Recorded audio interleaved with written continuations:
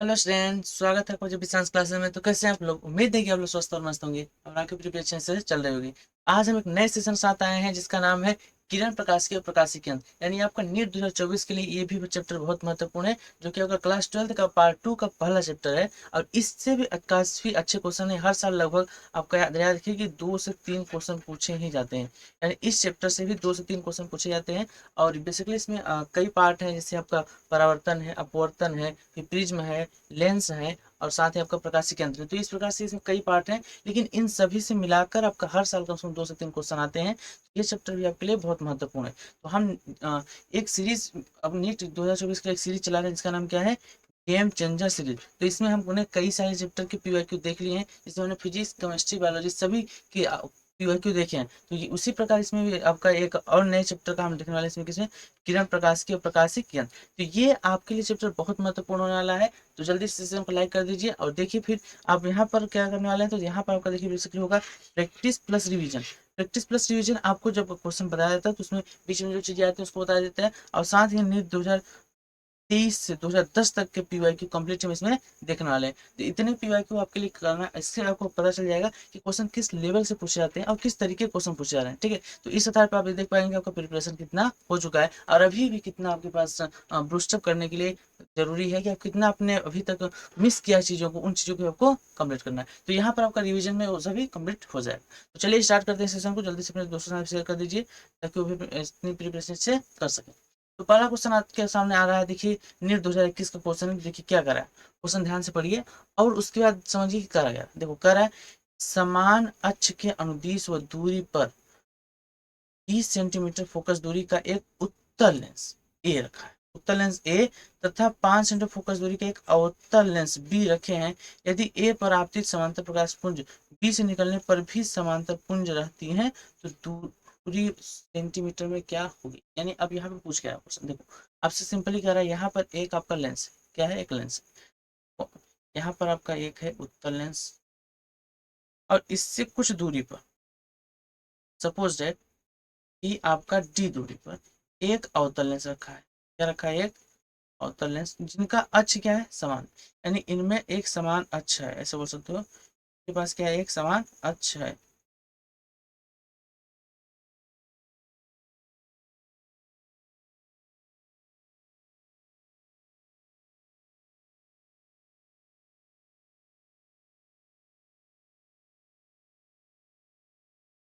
देखिए इसका क्या है, एक समान अक्ष है।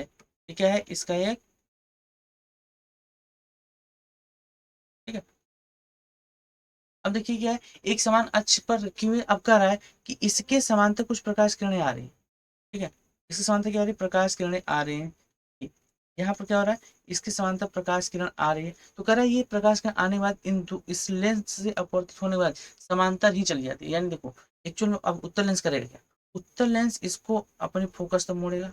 अब ये फिर यहाँ से नीचे जाएगी ऐसे, फिर कह रहा है इसे अपवर्तित होने ये फिर से क्या होती है, सीधा निकल जाती है। यानी समांतर से आकर वैसे बोल सकते हो अनंत से आकर अनंत पर ही चली गई। तो इनके बीच जो दूरी है डी क्या होगी, जबकि इसकी फोकस आपको दिया है कितना, 20 सेंटीमीटर, और इसका फोकस दिया आपको 5 सेंटीमीटर। तो आप बताओ इनके बीच की दूरी क्या होगी।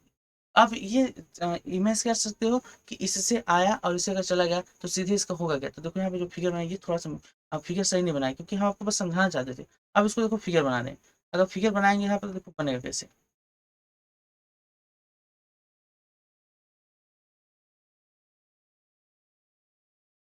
पहले इस लेंस को पूरा कर देते हैं।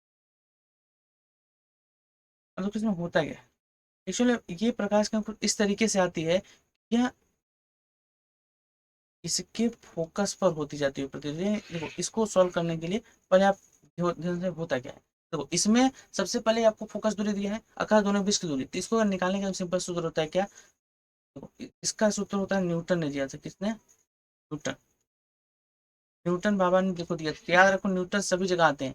ठीक है, आपने क्या रखा था, सिर्फ न्यूटन 11th में पढ़ा था, नहीं 11th में 12th में भी आपके न्यूटन के आते हैं। उन्होंने सूत्र दिया था, क्या दिया था, 1/f बराबर 1/f1 plus 1/f2 minus T upon F1 F2। यहाँ पर डी क्या है, डी है इन दोनों लेंसों के बीच की दूरी। अच्छा बताओ इसको पढ़ने का क्या है, देखो सिंपल कह रहा है कि लेंस समांतर आया और समांतर ही निकल गया। इसका मतलब इन दोनों का संयोजन क्या अगर देखा जाए तो इनकी जो कुल फोकस दूरी होगी, यानी यहाँ पर जो 1/f है कुल फोकस दूरी, ये आपका अनंत होगा। क्यों? क्योंकि यहाँ पर कोई भी विचलन हो ही नहीं रहा है, ना प्रकाश किरण मुड़ रही है, न मतलब अभिसरित हो रही है, ना अपसरित हो रही है। तो यहाँ पर जो मुख्य फोकस होगा या फिर ये क्या होगा, अनंत होगा। कितना होगा, अनंत। तो इसको आप कर सकते हो 1 अनंत बराबर, देखो F1 मान आपको दिया है क्या, F1 आपका ए के लिए है, तो ए आपका क्या है, उत्तल लेंस, तो उत्तल लेंस के लिए प्लस होगा फोकस दूरी 20, अब प्लस F2 क्या है आपका माइनस, तो माइनस F2 क्या है आपका, देखो यहाँ पे लिखा था आपका अवतल लेंस, और अवतल लेंस क्या होता है, माइनस होता है, दिया माइनस, अब माइनस D/F1 इस इन -5, ये हो जाएगा। अब इसको सॉल्व कर दोगे, इसको सॉल्व करोगे, देखो क्या आएगा, 1/अनंत बराबर आपका 1/20, और यहाँ पर आपका देखो क्या था, प्लस था, इसका गुणा करो माइनस हो जाएगा, क्या हो जाएगा, -1/5 और माइनस 1/20 गुणे माइनस कितना है। अब देखो इसको सॉल्व करो, तो 1/अनंत मान 0 होगा, तो इन दोनों की तरफ पसंद करोगे तो देखो होगा क्या, ये इधर आएगा तो ये जो प्लस और माइनस हो जाएगा, जो माइनस में प्लस हो जाएगा, तो क्या हो जाएगा, 1/5 माइनस 1/20 बराबर, देखो यहाँ पे माइनस था 1 और ये आपका माइनस माइनस हो जाएगा -100, और ये आपका डी, ठीक है। अब ध्यान रखो यहाँ माइनस से माइनस क्या होगा, कट जाएगा। अगर इसको सॉल्व करोगे इन दोनों का लस क्या होगा, 20, और देखो 4 5 चौक 20 यानी 4 - 1 बराबर अपान 100। अब इसको सॉल्व करोगे देखो क्या होगा, 4 में से जाएगा 3/20, अच्छा तो 100 है ना, इस तरफ पसंद करो तो क्या हो जाएगा, गुणा हो जाएगा 100 बराबर, ठीक है। इतना चीज समझ में आया। अगर इतना समझ आया देखो 20 का 20 और 20 पंचे 100 और 5 3 15, यानी डी का मान आपका कितना आ गया, 15 सेंटीमीटर। ये आपसे पूछा था कि दूरी कितना है, तो आपका ऑप्शन क्या होगा, option number 15 centimetre, option number A he correct हो जाए, ठीक है। अब देखो इस क्वेश्चन को आप कैसे कर सकते थे, कॉमन सेंस से, तो कॉमन सेंस से करने के लिए इस फिगर को आपको बता रहे थे। देखो इस फिगर को आप बनाओ कैसे, उचित क्या होगा, अच्छी बताओ, देखो क्या कह रहा है, इस फिगर को समझना, ठीक है, थोड़ा सा फिगर को भी समझ लो, अगर कॉमन सेंस भी कैसे कर सकते थे आप। देखो यहाँ पर एक आपका है उत्तर, और कुछ दूरी पे इससे आपका क्या है, एक और, ठीक है। अब इनके बीच की आपको दूरी पता नहीं, पता नहीं डी मान मान लो पता नहीं, अभी 15 है लेकिन पता नहीं। अच्छा बताओ, अगर कोई लेंस आ रहा है अनंत से, तो उत्तल लेंस के द्वारा क्या होगा, उसकी फोकस से जाएगा कि नहीं, कहाँ से जाएगा, फोकस। और अगर अवतल लेंस है, तो अवतल लेंस में कोई प्रकाश का समांतर कब होती है, जब उसके फोकस से आती हुई प्रतीत होती है, तब कहाँ से फोकस से आती हुई प्रतीत होती है, यानी इसकी फोकस और इसकी फोकस एक ही बिंदु पर अगर हो जाए, कहाँ हो जाए, एक ही बिंदु पर, तो देखो एक्चुअल में होगा क्या, ये इसका मुख्य अक्ष हो गया। अब इसमें जो प्रकाश किरण आ रही है, जैसे ये प्रकाश किरण आई, अब इसकी मान लो जो इसकी फोकस दूरी कितना है, 20 सेंटीमीटर, तो यहाँ से इसकी देखो ये एक्चुअल में जाता कैसे, यहाँ से मान लो ऐसे आता, और फिर यहाँ से यहाँ पहुँचता, ये इसकी फोकस हो गई। अब ध्यान सुनो, अगर यहीं पर इस लेंस का भी फोकस हो, तो आप जानते हो कि अवतल लेंस अगर कोई किरण प्रकाश फोकस पर जाती प्रतीत हो, तो यहाँ से क्या हो जाएगा, इस मुख्य अक्ष के समांतर हो जाएगा, मुख्य अक्ष के क्या हो जाएगा, मुख्य अक्ष के समांतर हो जाएगा। तो देखो समांतर आया और समांतर ही हो गया, तो यहाँ पर यहाँ देखो कि उत्तल लेंस की फोकस दूरी कितना थी, 20 सेंटीमीटर, ऐसी फोकस दूरी कितना है, 5 सेंटीमीटर। तो इन दोनों को इस प्रकार रखा जाए कि दोनों का फोकस करेगा, तो यहाँ से फोकस पर जाएगा और फोकस आता हुआ प्रतीत होगा तो समांतर हो जाएगा। तो अब बताओ इसकी फोकस 5 है, यहाँ से आता की दूरी 20 है, तो बताओ इतना क्या होगा, ये आपका क्या होगा, 20 - 5 क्या है, 15 हो जाएगा, नहीं 15 सेंटीमीटर। तो आप कॉमन सेंस एक लाइन में कर सकते थे, और नहीं अगर एक लाइन में आप कर पा रहे हो, तो फिर आपके लिए ये फार्मूला है, इस फार्मूले से सॉल्व कर दो। तो दोनों समझ में आया, तो चीज़ों को ध्यान समझो, समय लग रहा है अभी थोड़ा सा कोई दिक्कत नहीं, क्योंकि ये आपका समय जो लगा है ये आपको आगे बेहतर बनाएगा। यहाँ से अगर चीज आप इससे समझ जाओगे, तो इस प्रकार से किसी भी क्वेश्चन आएगा, तो पहले आप कॉमन सेंस भी कर सकते हो, दूसरा फार्मूले से भी कर सकते हो, ठीक है। चलिए अब बढ़ते हैं हम नेक्स्ट क्वेश्चन। नेक्स्ट क्वेश्चन 2021 का है, दूसरा क्वेश्चन देखो क्या कह रहा है, प्रिज्म से निर्गत कोण के मान को ज्ञात कीजिए, कांच का अपूर्णांक √3। देखो इसका अपूर्णांक √3 दिया है, और ये 90 अंश पर आपतित हो रहा है, तो कैसे निकलने वाले कोण को नहीं, तो याद रखो कि अगर कोई प्रकाश किरण लंबवत किसी पृष्ठ पर आती है, तो ये बिना विचलित हुए सीधी निकल जाती है, ठीक है। अब यहाँ तक आई, देखो अब यहाँ पर आने पर इस पर अगर देखोगे तो ये पृष्ठ क्या है, समतल है, और इस पृष्ठ पर अगर अभिलंब आप देखो, क्या देखोगे, अभिलंब, इस पृष्ठ पर अभिलंब ऐसे ये होगा, क्यों, क्योंकि याद रखो किसी पृष्ठ पर अभिलंब सदैव लंबे अंश का होता है, लंबवत होता है, तो इस पर ये लंबवत होगा। अब ये यहाँ पर देखो कुछ ना कुछ कोण से आ रहा है, आई से आपतित हो रहा है, तो यहाँ से ये अब ये क्या है, ये आपका सघन माध्यम है, बाहर वायु है, यानी विरल माध्यम। तो विरल माध्यम क्या होता है, ये अभिलंब से दूर हट जाता है, यानी ये कुछ ऐसे चला जाएगा, कैसे चला जाएगा, ध्यान दो, ये यहाँ से कुछ इस तरीके से चला जाएगा, तो इस प्रकार से कहानी यहाँ होगी। तो कह रहा है आपसे पूछा गया है इस प्रिज्म का निर्गत कोण, यानी ये वाला आर आपको बताना है, आर या ई लिख सकते हो, इसको आपको बताना है। तो कैसे बताओगे, ध्यान से देखो, यहाँ पर कुछ चीजें आपके लिए समझना है। देखो यहाँ पर आपको 60 अंश दिया है, तो क्यों दिया है, ध्यान देखो, ये आपका 90 से 60 अंश, तो बताओ क्या ये 30 अंश होगा, क्यों 30 अंश होगा, क्योंकि त्रिभुज के तीनों कोणों का कितना होता है 180 अंश, और अगर ये 90 ये 60 है तो कितना होगा 30। अब देखो यहाँ पर अगर 90 अंश प्राप्त हो रहा है तो ये भी कितना होगा, ये भी आपका होगा 90 अंश। अब अगर 30 ये हो गया और 90 अंश ये होगा, ध्यान समझो, ये 30 अंश ये 90 अंश, तो बताओ ये कोण कितना होगा, ये कोण आपका होगा 60, कितना होगा 60, क्योंकि 90 30 120 और 60 180 अंश। अच्छा बताओ ये अगर 60 अंश, तो अब ध्यान देखो कि ये और ये फिर से ये क्या थी, ये 90 अंश था, अगर ये कोण 60 अंश है तो फिर ये कोण कितना होगा, ये कोण आपका होगा कितना होगा 30। तो इस फिगर में क्या दिया था आपको, इस फिगर में आपको दिया था किसका, आपतन कोण आई का मान दिया, और ई क्या पूछ रहा है, तो यहाँ पर सिंपल सी बात है, देखो ये एक माध्यम है दूसरा माध्यम है, तो यहाँ पर क्या लगा दो, स्नेल का नियम लगा दो। कौन सा नियम लगा दो, स्नेल का नियम। अगर स्नेल का नियम लगाओगे तो क्या होगा, देखो स्नेल का नियम, अगर आप यहाँ स्नेल का नियम लगाते हो तो क्या आएगा, देखो यहाँ पर आपका आएगा साइन आई बटे साइन आर बराबर n2/n1, ये होता है स्नेल का नियम। अब यहाँ से देखो आपका साइन आई मान दिया 30 अंश, और आर मान पूछ रहा है। अब यहाँ पर आपका ये माध्यम है n1 और ये माध्यम का है n2, n1 मान आपको दिया √3, n2 मान 1 होता है, क्यों, क्योंकि वायु है और वायु का मान सदैव क्या कितना होता है 1 होता है। इसी फॉर्मूले में अगर पुट कर दोगे तो क्या आ जाएगा, साइन 30 बटा साइन आर बराबर n2 मैंने आपको दिया है 1, देखो n2 मान कितना है 1 अपॉन ये होगा √ अब इसको सॉल्व कर दो, तो आपसे पूछा क्या निर्गत मान साइन आई आर मान निकालना है, तो इसको इस तरह पसंद कर दो, इसको इस तरह पसंद कर दो, तो आएगा क्या, ये हो जाएगा साइन साइन 30 का मान आप रख दो, ठीक है, तो साइन 30 का मान रखोगे तो क्या होगा 1/2, ठीक है 1/2। अब देखो इसको इस तरह पसंद कर दे रहे हैं, तो यहाँ से आ जाएगा 1/√3 गुणे साइन आर, इतना चीज समझ में। अब देखो आगे क्या कर सकते हो आप, देखो यहाँ पर अगर √3 को इस तरह परेशान करो क्या होगा, √3/2 बराबर साइन आर, तो आया क्या यहाँ पे देखो आ गया आपका साइन आर बराबर √3/2, ये आ गया।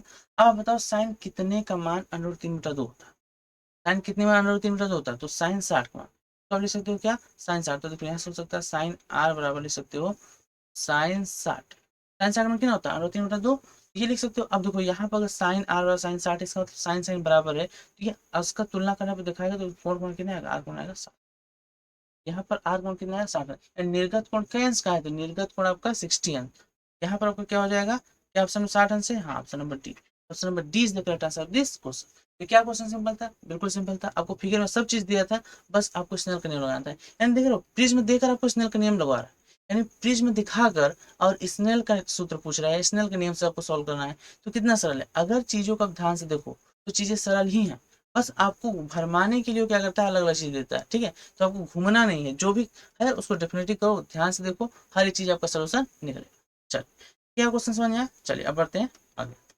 आगे तो क्या कर रहा है, 30 सेंटीमीटर फोकस दूरी के उत्तर लेंस से 60 सेंटीमीटर दूरी पर एक बिंदु वस्तु उपस्थित है, यदि एक समतल दर्पण, ठीक है, मुख्य अक्ष के लंबवत इससे 40 सेंटीमीटर की दूरी पर रखा जाए तो अंतिम प्रतिबिंब पाया जाए दूरी हो, यानी अंतिम प्रतिबिंब पाया जाएगा उसकी दूरी क्या होगी। इस क्वेश्चन को पढ़ने का देखो आपको सामने फिगर बना दिया, यानी एग्जाम जो जो एग्जामिनर है वो चाहता है कि आप क्वेश्चन को देख कर लो। देखो ये कह रहा है 60 अंश, मतलब 60 सेंटीमीटर दूरी है और 40 सेंटीमीटर दूरी पर दर्पण रखा है। अच्छा तो इसकी फोकस दूरी कितना दिया है, फोकस दूरी दिया है 30 सेंटीमीटर। अच्छा बताओ क्वेश्चन को क्या लिख कर सॉल्व करोगे या कॉमन सेंस से, लिख कर या कॉमन सेंस से, खुद बताओ, लिख कर या कॉमन सेंस, पहले कॉमन सेंस, ठीक पहले, तो अगर कॉमन सेंस करोगे तो ये बताओ इसकी फोकस दूरी 30 सेंटीमीटर, वस्तु कितनी दूरी पर रखा है 60 सेंटीमीटर पर।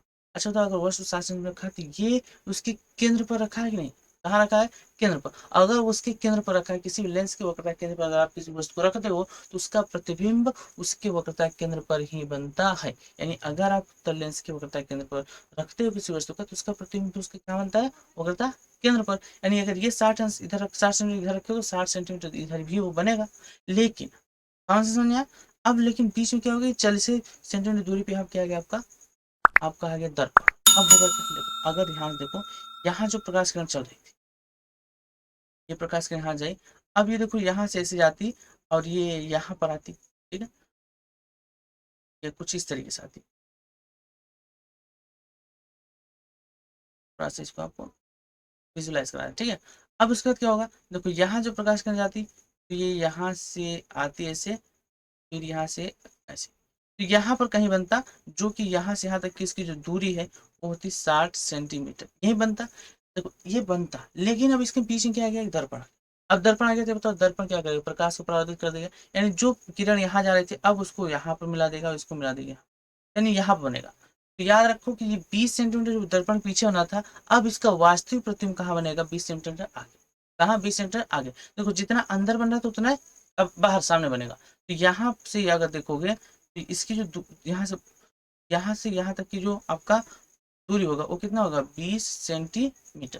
तो 20 सेंटीमीटर पहले ही बन जाएगा, क्यों, क्योंकि समतल दर्पण है, समतल दर्पण प्रकाश किरणों क्या होता है, मोड़ देता है। और देखिए ये वास्तव में नहीं, यहाँ पर क्या हो रही, प्रकाश किरण वास्तव मिल रही है, अगर वास्तव मिलती है तो वास्तविक प्रतिबिंब बनता है, अगर वास्तव नहीं मिलती तो आभासी प्रतिबिंब बनता है। यहाँ वास्तव मिलने इसका मतलब क्या होगा, वास्तविक प्रतिबिंब बनेगा। अब ऑप्शन आप पढ़ो, ऑप्शन अगर पढ़ोगे क्या होगा, 30 सेंटीमीटर लेंस से यह वास्तविक प्रतिबिंब होगा। देखो वास्तविक प्रतिबिंब तो है, लेकिन क्या लेंस से 3 सेंटीमीटर, देखो टोटल लेंस से अगर देखो 40 सेंटीमीटर था, अब 20 सेंटीमीटर हो गया तो लेंस से कितना 20 सेंटीमीटर बनेगा, तो 30 सेंटीमीटर ऑप्शन गलत। फिर कहा 30 सेंटीमीटर समतल दर्पण से आभासी, आभासी प्रतिबिंब ही नहीं है। और दूसरी बात हम आपको बताएंगे 20 सेंटीमीटर ना कि 30 सेंटीमीटर, ये भी गलत है।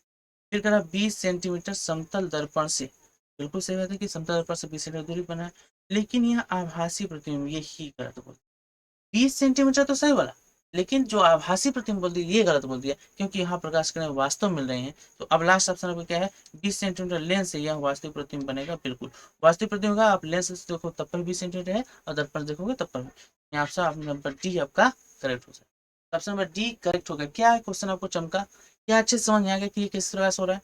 अगर समझ में आ रहा है तो आप जल्दी से कमेंट में बताइए कि हाँ क्वेश्चन अच्छे से समझ में आ रहे हैं। चलिए अब बढ़ते हैं हम आगे। नेक्स्ट क्या करा, देखो करा कोई किरण लघु प्रिज्म कोण, कोई किरण लघु प्रिज्म कोण जैसे प्रिज्म कोण ए के किसी एक पृष्ठ पर आपतन कोण आई पर आपतन करके प्रिज्म के विपरीत फलक से अभिलंबवत निर्गत होती है, अभिलंबवत निर्गत होती है। यदि इस प्रिज्म के पदार्थ का अपवर्तनांक म्यू है तो आपतन कोण है लगभग। तो क्या क्वेश्चन समझ आया, देखो आपने जो पीछे वाला क्वेश्चन नहीं किया था सेम वही क्वेश्चन यहाँ पर है, बस इसका पूछने का तरीका बदल गया। तो याद रखो जो आपका पीवाईक्यू क्यों करते हैं, पीआईक्यू इसलिए करते हैं क्योंकि आपका इसमें 20 से 30% क्वेश्चन जो होते हैं वो डायरेक्ट एग्जाम में मिल जाते हैं। बस वहां पर क्या होता है, उसका शरीर बदल जाता है, आत्मा वही रहता है। देखो नीट 2020 का क्वेश्चन और नीट 2021 दोनों क्वेश्चन आपको भी मैच करा दिखा रहे हैं, ठीक है। पहले आप चीज समझ लो, देखिए यहाँ क्या कर रहा है, एक प्रिज्म, क्या एक, चलो एक प्रिज्म बना लेते हैं,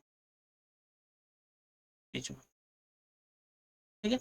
अब इस प्रिज्म क्या आ रही है, प्रकाश किरण आ रही है, एक प्रकाश किरण ऐसे आई, यहाँ से अपवर्तित हुई ऐसे, ठीक है।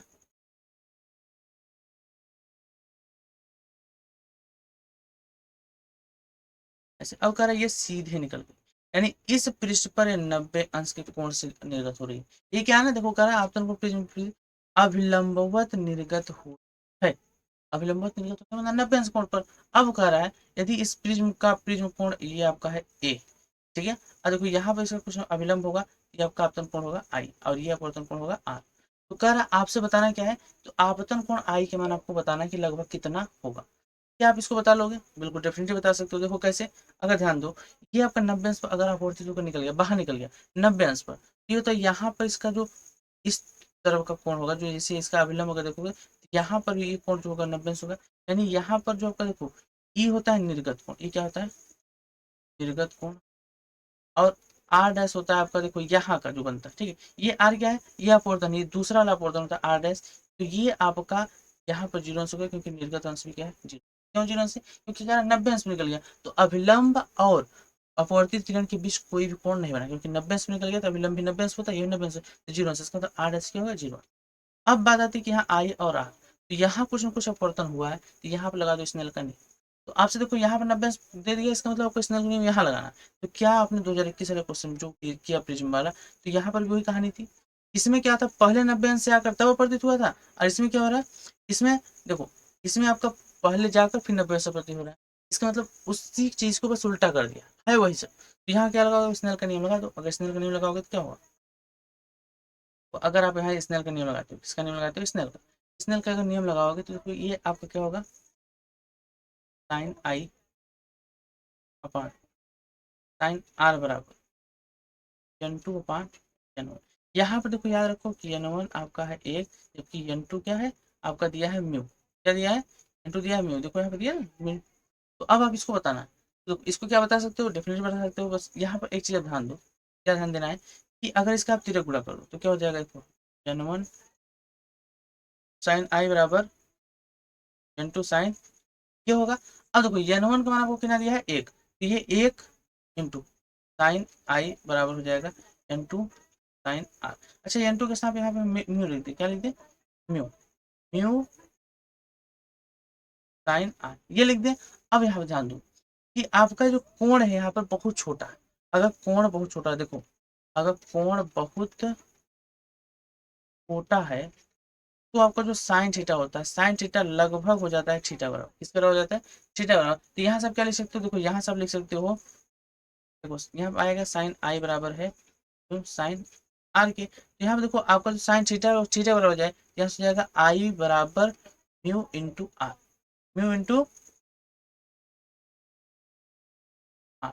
अच्छा यहाँ पर एक चीज और देख लो, आप ये बताओ कि आर का मान आपको पता है, क्या आर का मान आपको पता है, तो आर का मान निकाल सकते हो, देखो निकाल सकते हो कैसे, अच्छे बताओ, ये आपका कितना है, ये है, और ये अगर 90 अंश है तो ये भी कितना होगा, 90 अंश। अच्छा तो इस त्रिभुज में अगर देखोगे, अगर ये आपका 90 अंश है और ये ए है, तो ये कोण निकालना चाहो तो कितना निकलेगा, ये कोण आपका कितना होगा, देखो टोटल 180 होता है। अगर ध्यान देखो यहाँ पर, तो इसको अब लिख सकते हो क्या, 90 माइनस ए, कितना होगा ये कोण, 90 माइनस ए, क्योंकि ये 90 है और ये है, अगर 90 में से ए घटा दो तो ये आपका आएगा यहाँ पर, ठीक है, क्योंकि इन अगर ये 90 है तो इन दोनों कोण का योग कितना होगा, 90 अंश। अगर इन दोनों कोण अगर इसका इसका कोण का अगर 90 अंश होगा तो 90 अंश से घटा दो ये कोण निकल जाएगा। अच्छा अगर ये कोण आपका 90 माइनस ए है, तो ध्यान दो ये पृष्ठ और ये पृष्ठ एक दूसरे के लंबवत है, ये पृष्ठ और इस पृष्ठ क्या है, एक दूसरे के लंबवत है। तो थोड़ा सा यहाँ पर आपको चीज समझना है, ठीक है,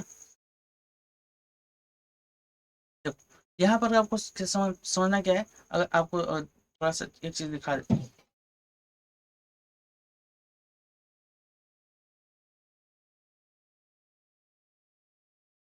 अब दिख रहा है, अब ध्यान दो, देखो यहाँ पर जो आपको हम बता रहे हैं कि यहाँ पर है क्या, यहाँ पर देखो ये 90 माइनस ए है, और अगर ध्यान दो,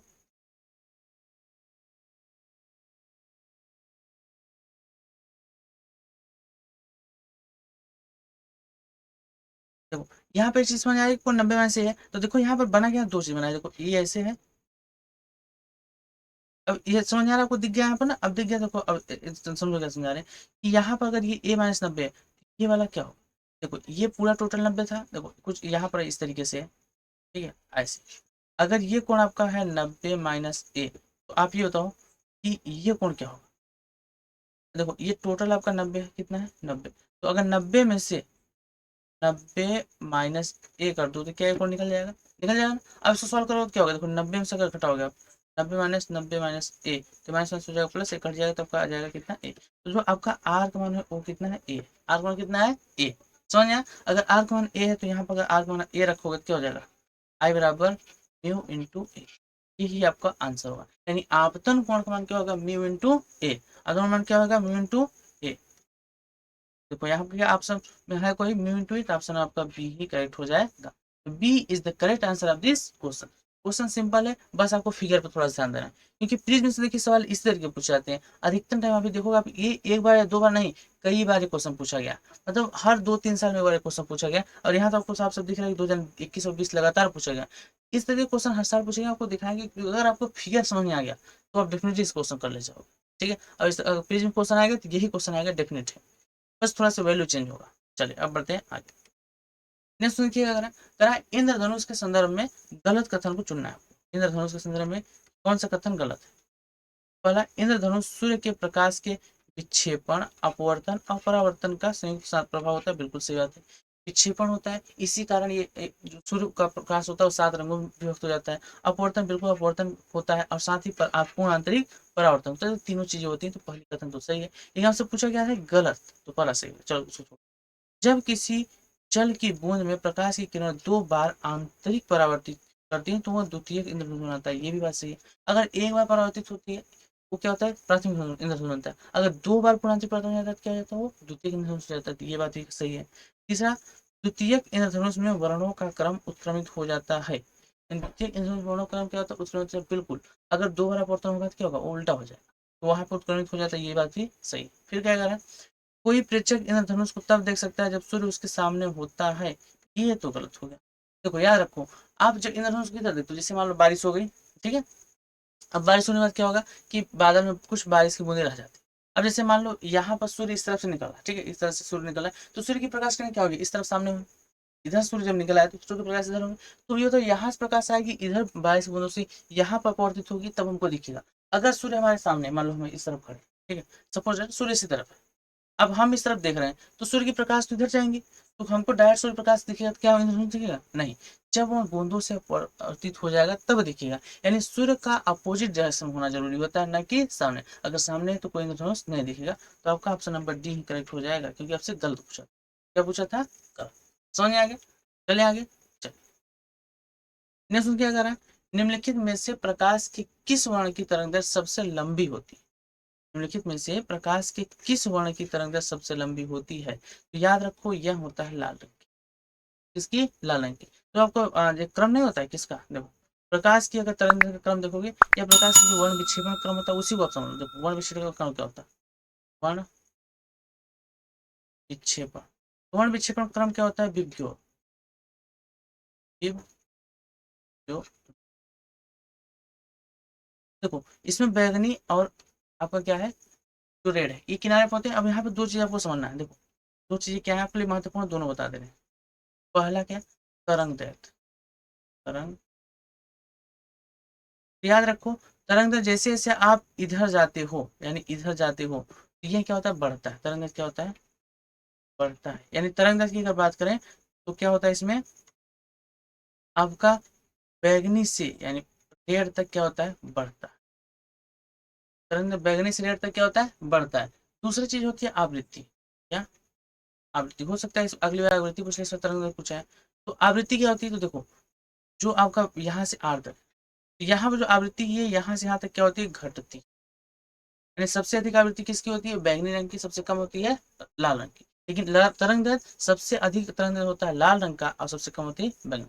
तो याद रखो विभ्योर में अब भी से आर तक जो आपका तरंग दैर्घ्य होता है वो बढ़ता है, और जबकि आवृत्ति क्या होती है, घटती है। और सबसे ज्यादा तरंग दैर्घ्य किसका होता है, आर का, रेड कलर का। जबकि सबसे कम किसका होता है, आवृत्ति सबसे ज्यादा किसकी होती है, तो आवृत्ति सबसे ज्यादा होती है आपका बैंगनी। तो ऑप्शन नंबर आपका यहाँ पर बी हो जाए। सही है, चले आगे। ठीक, कुछ थ्योरेटिकल क्वेश्चन भी आपको पता होनी चाहिए। अगर थ्योरी आप पढ़े हुए डेफिनेटली कर ले जाओगे, क्योंकि अब समय बहुत कम है। तो जितनी चीजें आप पढ़े उनको रिवाइज करो। अगर दिक्कत आ रही है तो बार बार उस चीजों को रिवाइज करो, क्योंकि यह टाइम है रिवीजन करने का, अब नई चीजों पढ़ने का नहीं है। तो जितना टाइम बचा उसमें आप रिवीजन करो, भर के जितना भी आप चीजें पढ़े हो उन्हीं को कवर करो, उन्हीं को प्रिपेयर करो, कि जितना पढ़े आप उतना कंप्लीट हो जाए। ठीक है, चलिए अब बढ़ते हैं। पूर्ण आंतरिक परावर्तन में जब संपर्क में माध्यम में युगल के लिए आपतन कोण क्रांतिक कोण के बराबर होता है, तो अपवर्तन कोण कितना होता है। सिंपल कह रहा है कि आपतन कोण और क्रांतिक कोण के बराबर हो जाए तो क्या होता है। क्रांतिक कोण होता है क्या, जैसे यहाँ दो माध्यम है, ये आपका सघन माध्यम है, ये आपका विरल माध्यम। अब कोई प्रकाश किरण अगर सघन माध्यम से विरल माध्यम में जाती है, ठीक है, और यह इसका आपतन कोण यहाँ पर जो है, आपतन कोण जो आई है, यह अगर क्रांतिक कोण बराबर होता है, देखो इसका परावर्तन जब जो अपवर्तित किरण होती है वो यहाँ पर न जाकर सीधे इसी पृष्ठ से चली जाती है। यानी यहाँ पर जो आपका अपवर्तन कोण हो जाता है वो कितना हो जाता है, कितना हो जाता है, 90। याद रखो क्रांतिक कोण के लिए अपवर्तन कोण का मान कितना होता है, 90। ऑप्शन ए बिल्कुल बेसिक क्वेश्चन है, क्लास 10 का लड़का इसको बता देगा कि क्या बताओ क्वेश्चन हार्ड है, नहीं। नीट एग्जाम में भी क्वेश्चन सरल पूछे जाते हैं, बस अगर आप एक चीज को पढ़ो। अगर आप पढ़े हो तो डेफिनेटली वो क्वेश्चन सरल लगेगा। आप पढ़े नहीं हो, ऐसे चले गए पेपर देने, तो क्या समझ आएगा, 10 का पूछे या 12 पूछे, पढ़े नहीं हो तो लगेगा टफ था। देखो क्वेश्चन कभी भी टफ या सरल नहीं होता, ये आपको डिपेंड करता है कि आप पढ़े कितना हो। अगर आप चीज़ों को अच्छे से पढ़े हो तो आपको पूरा क्वेश्चन सॉल्व हो जाएंगे, यानी सभी क्वेश्चन सरल लगेंगे। लेकिन आप चीज़ों को नहीं पढ़े हो, प्रैक्टिस नहीं की हो, तो आपको दिक्कत आएगा, तो आपको लगेगा क्वेश्चन टफ है। तो क्वेश्चन टफ नहीं होते, तो वही सिंपल सिंपल क्वेश्चन क्लास 10 के लेवल का क्वेश्चन पूछ रहा है नीट एग्जाम में। अब क्या लोगे भाई, अभी आप औरतन नहीं पूछे, मतलब इससे सरल क्या पूछ सकता हो। चलो अब आगे देखते हैं। अभी नीट 2019 का क्वेश्चन है। देखो ये कौन सा नीट 2019 का क्वेश्चन है, फिर नीट 2019 का नेक्स्ट क्वेश्चन देखो आपके सामने आ रहा है। क्या, फोकस दूरी आई, फोकस दूरी के दो समान, अच्छा यह फोकस, ठीक है, यह फोकस दूरी समान समतल लेंस एक दूसरे के संपर्क में समाज इस प्रकार रखे गए हैं कि संयोजन की फोकस दूरी F1 है। इसके संयोजन की फोकस दूरी क्या है, F1। जब इन दोनों के बीच स्थान में ग्लिसरीन जिसका अपवर्तनांक कांच के अपवर्तनांक यानी इसमें 5 के बराबर है, भर दी जाए तो इसका तुल्य फोकस F2 हो जाता है। तो F1 अनुपात F2 का मान निकाल। ये क्वेश्चन आपका लिए अच्छा क्वेश्चन है, तो चलिए इसको देखते हैं। तो यहाँ पर कर रहा है कि दो लेंस है, ठीक है, इन दोनों लेंसों को सटाकर रखा गया। तो इस दोनों लेंस समान है, सम उत्तल लेंस है, दोनों उत्तल लेंस, तो इनका क्या समान, तो इसकी फोकस दूरी भी आपका क्या होगा, अगर F होगी तो इसकी फोकस दूरी क्या होगी, तो इन दोनों का संयोजन का तुल्य फोकस दूरी है वो क्या है आपका F1। संयोजन तुल्य फोकस दूरी कितना है F। तो पहले इसकी फोकस हम निकालो, ठीक है। अगर इसकी फोकस देखो निकालोगे तो होगा क्या, देखो एक बटा F बराबर लेंस में का सूत्र से n-1 और यहाँ पर जाता है 1/r1 - 1/r2। इससे आप निकाल सकते हो इसकी फोकस दूरी, तो अगर निकालोगे देखो क्या आएगा।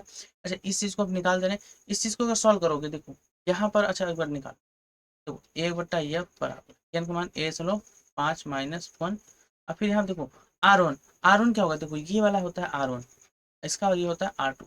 तो R1 का अगर देखो तो इस तरफ आता है, तो ये आपका होता है प्लस, और R2 क्या है, यहाँ देखो जी आप अगर लेंस आप देखते हो, ठीक है, लेंस देखो ये आपका पहला पृष्ठ होता है, ये आपका दूसरा। तो पहला पृष्ठ इस तरफ यानी इसकी त्रिज्या क्या होगी, इधर होगी, ये R1 इधर होगा, जबकि दूसरा पृष्ठ इसकी त्रिज्या किधर होगी, इधर होगी, यानी ये आपका R2। ये तो अगर इसको आप मूल बिंदु मानोगे यहाँ पर, तो इधर आ रही जो त्रिज्या क्या होगी प्लस की माइनस, आर जो R1 होता है वो आपकी प्लस होती है, जबकि R2 क्या होता है माइनस। तो यहाँ पर R1 आपका प्लस होगा, R माइनस R2 को क्या होगा माइनस। ठीक, इसको सॉल्व करोगे तो क्या होगा, देखो एक बटा F बराबर 105 से घटाओ क्या है 0.5 इंटू, देखो ये आपका हो जाएगा एक बट्टा आर और माइनस माइनस हो जाएगा प्लस एक बट्टा। अब तो दोनों का क्या है, अगर यहाँ ध्यान देखो तो दोनों का हर क्या है बराबर, हर बराबर, तो इसको क्या कर सकते हो, देखो यहाँ से आप लिख सकते हो एक बट्टा F बराबर 0.5 गुणे, इन दोनों को जोड़ दोगे तो 2 बट्टा हो जाएगा आर, और 2 गुणा अगर आधा हम करो क्या हो जाएगा, एक हो जाएगा, तो यानी एक बट्टा F बराबर हो जाएगा एक बट्टा आर। यहाँ से आप लिख सकते हो F बराबर, ये बराबर क्या हो गया आर। इन दोनों लेंसों के यहाँ अगर फोकस कितना है आर के बराबर। अब कह रहा है इनके संयोजन क्या है F1, यानी इनका संयोजन क्या है F1, देखो एक बट्टा F1 बराबर होगा किसके, एक बट्टा F प्लस एक बट्टा F, क्योंकि दोनों की फोकस समान है, इन दोनों का देखोगे क्या हो जाएगा 2/F। यहाँ से लिख सकते हो आप F1 बराबर क्या हो जाएगा F/2। ठीक, अब कह रहा है इन दोनों लेंसों के बीच में अगर एक ग्लिसरीन भर दिया, ये आपका एक लेंस था, ये आपका दूसरा लेंस है, ठीक है। अब कह रहा है इनके बीच अगर ग्लिसरीन भर दिया जाए, क्या भर दिया जाए, ग्लिसरीन, ग्लिसरीन भर दिया जाए, तो जिसका भी अपूर्णांक 1.5 ही है, तब क्या होगा, इसका एक बार फिर देख लो अपूर्णांक कितने दिया है, इसका अपूर्णांक 1.5 दिया, ठीक है। अब ये बताओ ये क्या हो गया, एक अवतल लेंस की बात कार्य करेगा नहीं, किसकी बात, अवतल लेंस का। सबसे पहले इसकी क्या निकालो, फोकस दूरी। तो अब इसकी फोकस दूरी आप निकालोगे तो क्या होगा, फिर से वही आप देखो, फिर से क्या करना होगा आपको, एफ 1.5 - 1, फिर 1/R1 - 1, एक बार आपको फार्मूला लिख देते हैं पूरा, ठीक है। तो फार्मूला अगर लिखो तो क्या होगा, एक बटा एफ बराबर n-1 और फिर यहाँ हो जाएगा 1/R1 - 1/R2, ये होगा ये फार्मूला। इसी फार्मूला फिर से आपको उल्ट करना होगा, तो क्या होगा एक बटा एफ बराबर n का मान 1/5 - 1। अब यहाँ देखो 1/R1, अभी बताओ क्या होगा, अवतल हो गया। अवतल में अगर देखोगे तो ये पहला पृष्ठ है, ये दूसरा पृष्ठ, तो पहला पृष्ठ की अगर त्रिज्या देखोगे तो इधर आ रहा है, मतलब ये R1 आपका माइनस होगा, और दूसरा पृष्ठ इधर है तो इसकी त्रिज्या इधर है, R2 आपका प्लस। तो इसमें R1 माइनस और R2 प्लस होता है, तो यहाँ पर R1 क्या हो जाएगा माइनस आर माइनस एक बट्टा R2 प्लस। अब देखो दोनों की त्रिज्या आर ही है, क्योंकि जो त्रिज्या इसकी थी वही त्रिज्या इसकी भी होगी। तो अगर इसको सॉल्व करो क्या होगा, एक बट्टा एफ बराबर इसमें 5 में घटा 0.5 आएगा, और यहाँ हो जाएगा एक बट्टा माइनस आर और ये माइनस एक बट्टा।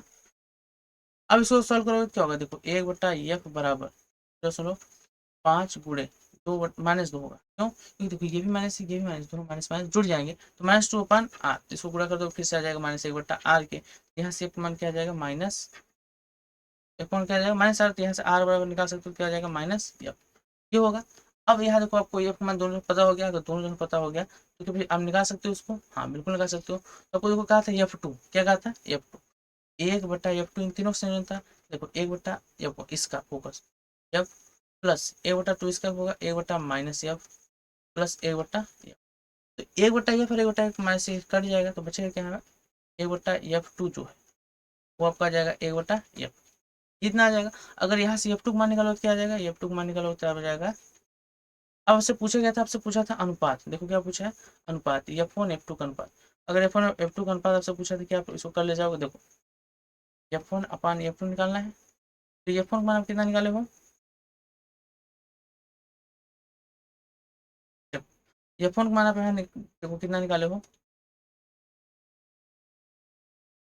F1 का मान निकाला F बटान 2, यहाँ का लिखोगे F/2 और F2 माना है आपका F, तो F से कितना हो जाएगा कैंसिल, इसका अनुपात क्या आएगा 1/2, 1:2, यानी आपका ऑप्शन नंबर सी करेक्ट होगा। Option number C is the correct answer of this question. तो ये 1:2 ही आपका आंसर होगा। इसको करना समझ में आ गया। अब देखो यहाँ पर आपको ये बार बार यहाँ पर एक चीज क्या करना पड़ रहा है, इस फॉर्मूले को अप्लाई करना पड़ रहा है। देखो यहाँ पर भी आपने इस फॉर्मूले को अप्लाई किया और यहाँ पर भी आपने इस फॉर्मूले को अप्लाई किया, तो आपको एक क्वेश्चन दो बार फॉर्मूला अप्लाई करना पड़ा। तो यहाँ पर आज आप लोग को बताते हैं एक जेपी स्टार, यानी इसको अगर आपको पता है, ये चीज आपको अगर पता है, यहाँ से ये जेपी स्टार आपको पता है, तो आप डेफिनेट देखते ही आंसर बता दो। देखो तो आप यहाँ पर देखने वाले हो क्या, जेपी स्टार, नोट कर लेना इसको। देखो एक कंडीशन है, यदि यदि लेंस यदि लेंस की दोनों वक्रता त्रिज्या समान है, क्या है, समान है। तो देखो यहाँ पर आपका R1 बराबर है R2 के, और उसको मान लेते हैं R, कितना है R। तो आप दोनों के लिए देख लो, किसके लिए, देखो यहाँ देखते हैं उत्तल लेंस के लिए, उत्तल लेंस, यहाँ देखते हैं अवतल अवतल लेंस। दोनों के लिए आपको देखना है, उत्तल लेंस के लिए भी अवतल लेंस के लिए भी। देखो यहाँ क्या लिख सकते हो आप, सबसे पहली बात करते हैं उत्तल लेंस की। तो देखो उत्तल लेंस क्या होता है, ये तो यहाँ पर ये आपका देखो पृष्ठ पर, ये पृष्ठ पहला था और ये पृष्ठ आपका हो गया दूसरा, दो पृष्ठ हो गए। अब इसमें जो पहला पृष्ठ है कौन सा, दूसरा पृष्ठ। तो इसके लिए आपका जो पहले पृष्ठ के लिए होगा आपका R1। तो अगर R1 देखोगे, ये तो पहला पृष्ठ की इसकी त्रिज्या इस तरफ होगी, इसकी त्रिज्या इस तरफ होगी, मतलब धनात्मक होगी। तो याद रखो उत्तल लेंस में R1 सदैव कैसा होता है, प्लस होता है। अगर बात करें R2 की, तो देखो R2 आपका ये होगा, और ये इस तरफ मुड़ा है, इसकी त्रिज्या कहीं इधर आएगी और इधर आएगी, इसका मतलब R2 क्या होगा, माइनस। याद रखो उत्तल लेंस में R2 माइनस होता है, R1 क्या होता है, प्लस। अगर अवतल लेंस की बात करें तो देखो ये आपका होगा अवतल। अब अवतल लेंस में पहला पृष्ठ ये होगा और दूसरा पृष्ठ ये होगा, ये दोनों पृष्ठ है। तो पहले पृष्ठ की अगर आप देखोगे तो यहाँ की त्रिज्या इधर कहीं आ रही, इसका मतलब इसमें R1 आपका क्या होगा, ये होगा माइनस, जबकि दूसरे पृष्ठ की त्रिज्या इस तरफ आ रही है, यहाँ R2 आपका क्या होगा, R2 आपका क्या होगा, प्लस। तो R1 माइनस R2 प्लस, तो दोनों चीज समझ आएगी। अब अगर इन दोनों में क्या कर दो, आप लगा दो लेंस सूत्र, या लेंस मेकर सूत्र। देखो होता क्या, 1/f बराबर n-1, और यहाँ पर आपको होगा 1/, देखो R1 आपको प्लस रखना है, और फिर माइनस R2 को क्या रखना, माइनस। अब इसको सॉल्व करोगे, देखो क्या होगा, 1/f बराबर n-1, और यहाँ पर हो जाएगा 1/r प्लस 1/r। इन दोनों का ऐड कर दोगे तो क्या हो जाएगा, देखो 1/f बराबर n-1 एक क्वेश्चन में, और ये हो जाएगा 2/r। अगर इसका फाइनल रिजल्ट निकालोगे क्या आएगा, इसका फाइनल रिजल्ट आपका आएगा f बराबर r/n-1, r/2n-1, ये आपका फाइनल रिजल्ट आएगा इसका। यहाँ से आप देख सकते हो क्या, ये बराबर क्या आएगा, r/2 - 1। इसी प्रकार अगर आप उत्तर अवतल लेंस के लिए लगाओगे तो माइनस में आएगा। यहाँ पर आपका जो f होगा वो कितना आएगा, यहाँ पर आपका f बराबर आएगा -r/n-1, यही आपका यहाँ पर फॉर्मूला आएगा।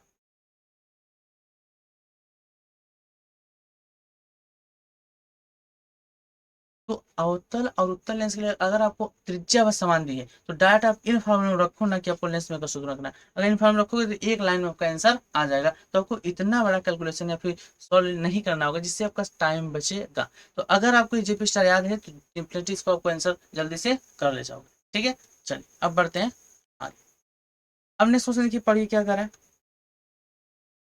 नेक्स्ट कर रहा है, कोई बिंब 15 सेंटीमीटर फोकस दूरी के किसी अवतल दर्पण से 40 सेंटीमीटर की दूरी पर स्थित है।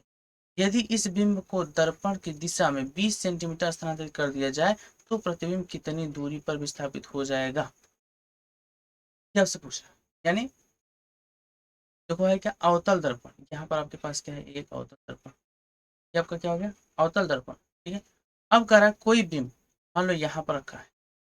अब ये यहाँ से अगर इसकी दूरी देखी जाए, यहाँ से यहाँ तक की दूरी दिया है, ये कहा है 40 सेंटीमीटर है, और इसकी फोकस दूरी कितना है, इसकी जो फोकस दूरी है मानो 15 सेंटीमीटर, फोकस दूरी कितना है 15 सेंटीमीटर। तो कह रहा है यदि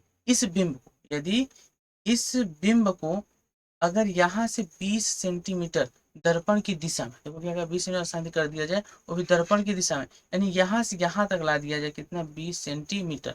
तो आप बताओ इसका प्रतिबिंब कितना विस्थापित हुआ। यानी अभी देखो यहाँ पर है तो इसका प्रतिबिंब कहीं, ये आपका इधर, तो प्रतिबिंब कहीं यहाँ बनेगा। तो यहाँ से अगर आप याद रखो कि जब आप अवतल दर्पण में वस्तु को दर्पण पास लाते हो, इसका प्रतिबिंब दर्पण से दूर जाए।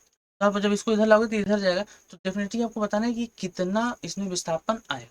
तो इसको हल करने के दो तरीका है, या तो आप पहले स्थिति में निकालो फोकस दूरी। अब इस दर्पण सूत्र से 1/f बराबर 1/v प्लस 1/u, इससे 2 बार आप सूत्र रखो फिर हल करो। तो इतना लंबा करने से अच्छा आप यहाँ पर लगा दो छोटा सा सूत्र, जिसको बोलते हैं न्यूटन। क्या आपको न्यूटन सूत्र याद है? न्यूटन का सूत्र, अगर आपको याद है न्यूटन का सूत्र, न्यूटन सूत्र क्या होता है?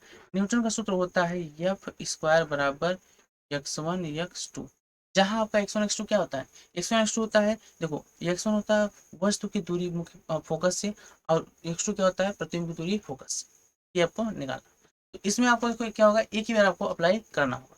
ध्यान देखो, कह रहा है कि अगर 15 सेंटीमीटर फोकस दूरी अवतल से 40 सेंटीमीटर दूरी स्थित है, तो पहले आप देख लो कि इसका प्रतिबिंब कहाँ बनेगा। तो प्रतिबिंब बनाने के लिए एक बार आप क्या करो, लेंस दर्पण सूत्र लगा दो। दर्पण सूत्र लगाओगे देखो हुआ क्या, 1/f बराबर 1/v प्लस 1/, इसी फॉर्मूले आपको लगाना है। तो 1/f, ये कौन सा दर्पण है? अवतल। अवतल दर्पण फोकस करता है माइनस, तो आप -15 बराबर 1/v आपको निकालना है प्लस 1/u मैंने आपको दिया -40। यहाँ से आप 1/v मान निकाल सकते हो। 1/v मान निकालो क्या होगा, देखो 1/v बराबर, इसको सर पछाना कर दो तो क्या हो जाएगा, 1/-15 है, देखो प्लस में माइनस आएगा, इसको सिर्फ करोगे प्लस हो जाएगा, प्लस 1/40। अब इसको सॉल्व करोगे तो क्या आएगा, इसको सॉल्व करोगे तो क्या आएगा, 1/f बराबर 1/-15 प्लस 1/40, यही है। फिर देख लो 1/40। अब इन दोनों का एलसीएम करो, इन दोनों का एलसीएम करोगे 120 आएगा, कितना आएगा 100, देखो 15 8 120, -8 आएगा प्लस 40, ये आपका टोटल कितना हो जाएगा। यहाँ से आपका होगा क्या, 803 क्या हो जाएगा यहाँ पर, -5/120, 5 से काट दोगे क्या हो जाएगा, -1/24, -1/24 होगा, ठीक है। अब यहाँ से आपका यफ मान कितना आ गया, 24, वो भी माइनस में, -24 सेंटीमीटर आ गया। अब ध्यान दो,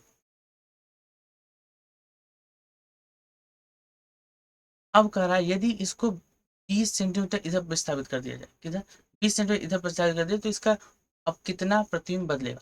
तो 20 सेंटीमीटर इधर ला दोगे तो अब यहाँ से आएगा क्या, यहाँ पर आ जाएगा। अब अगर देखोगे तो इसका यू कितना होगा, अब इसका यू कितना होगा, अब इसका यू देखोगे तो अब दूसरी स्थिति में देखो, कंडीशन सेकेंड, कंडीशन सेकेंड में आपका यू का मान आपका आ गया 20 सेंटीमीटर माइनस में।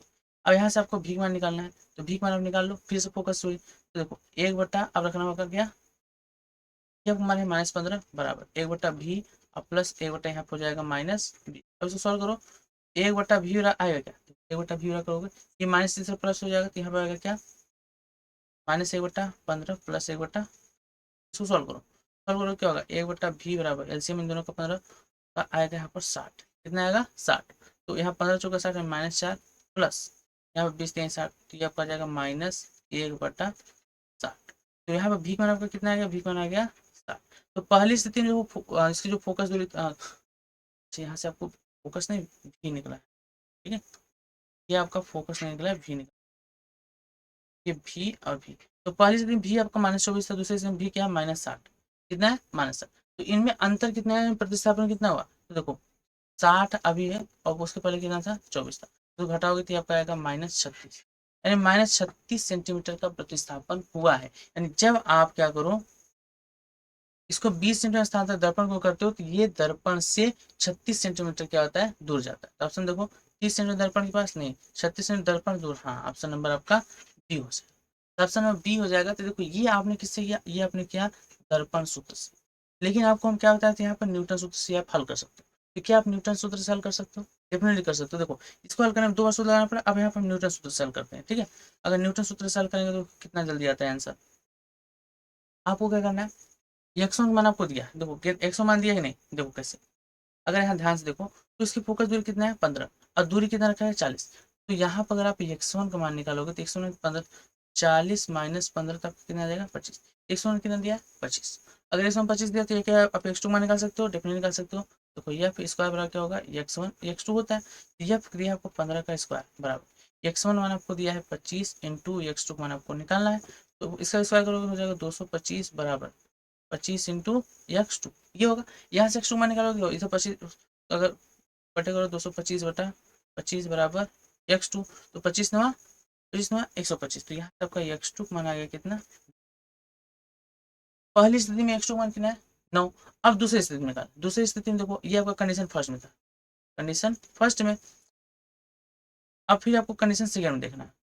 अगर कंडीशन सेकंड में देखोगे तो इस बार करें 20 सेंटीमीटर पास ला दे रहा है, अगर 20 सेंटीमीटर पास ला देगा तो देखो होगा क्या, यहाँ से आपका 20 सेंटीमीटर अगर पास ला देगा तो अब ये यहाँ गया तो 15 से फोकस दूरी, यानी यहाँ पर अगर x1 का मान निकालोगे तो 5 सेंटीमीटर, कितना आएगा 5।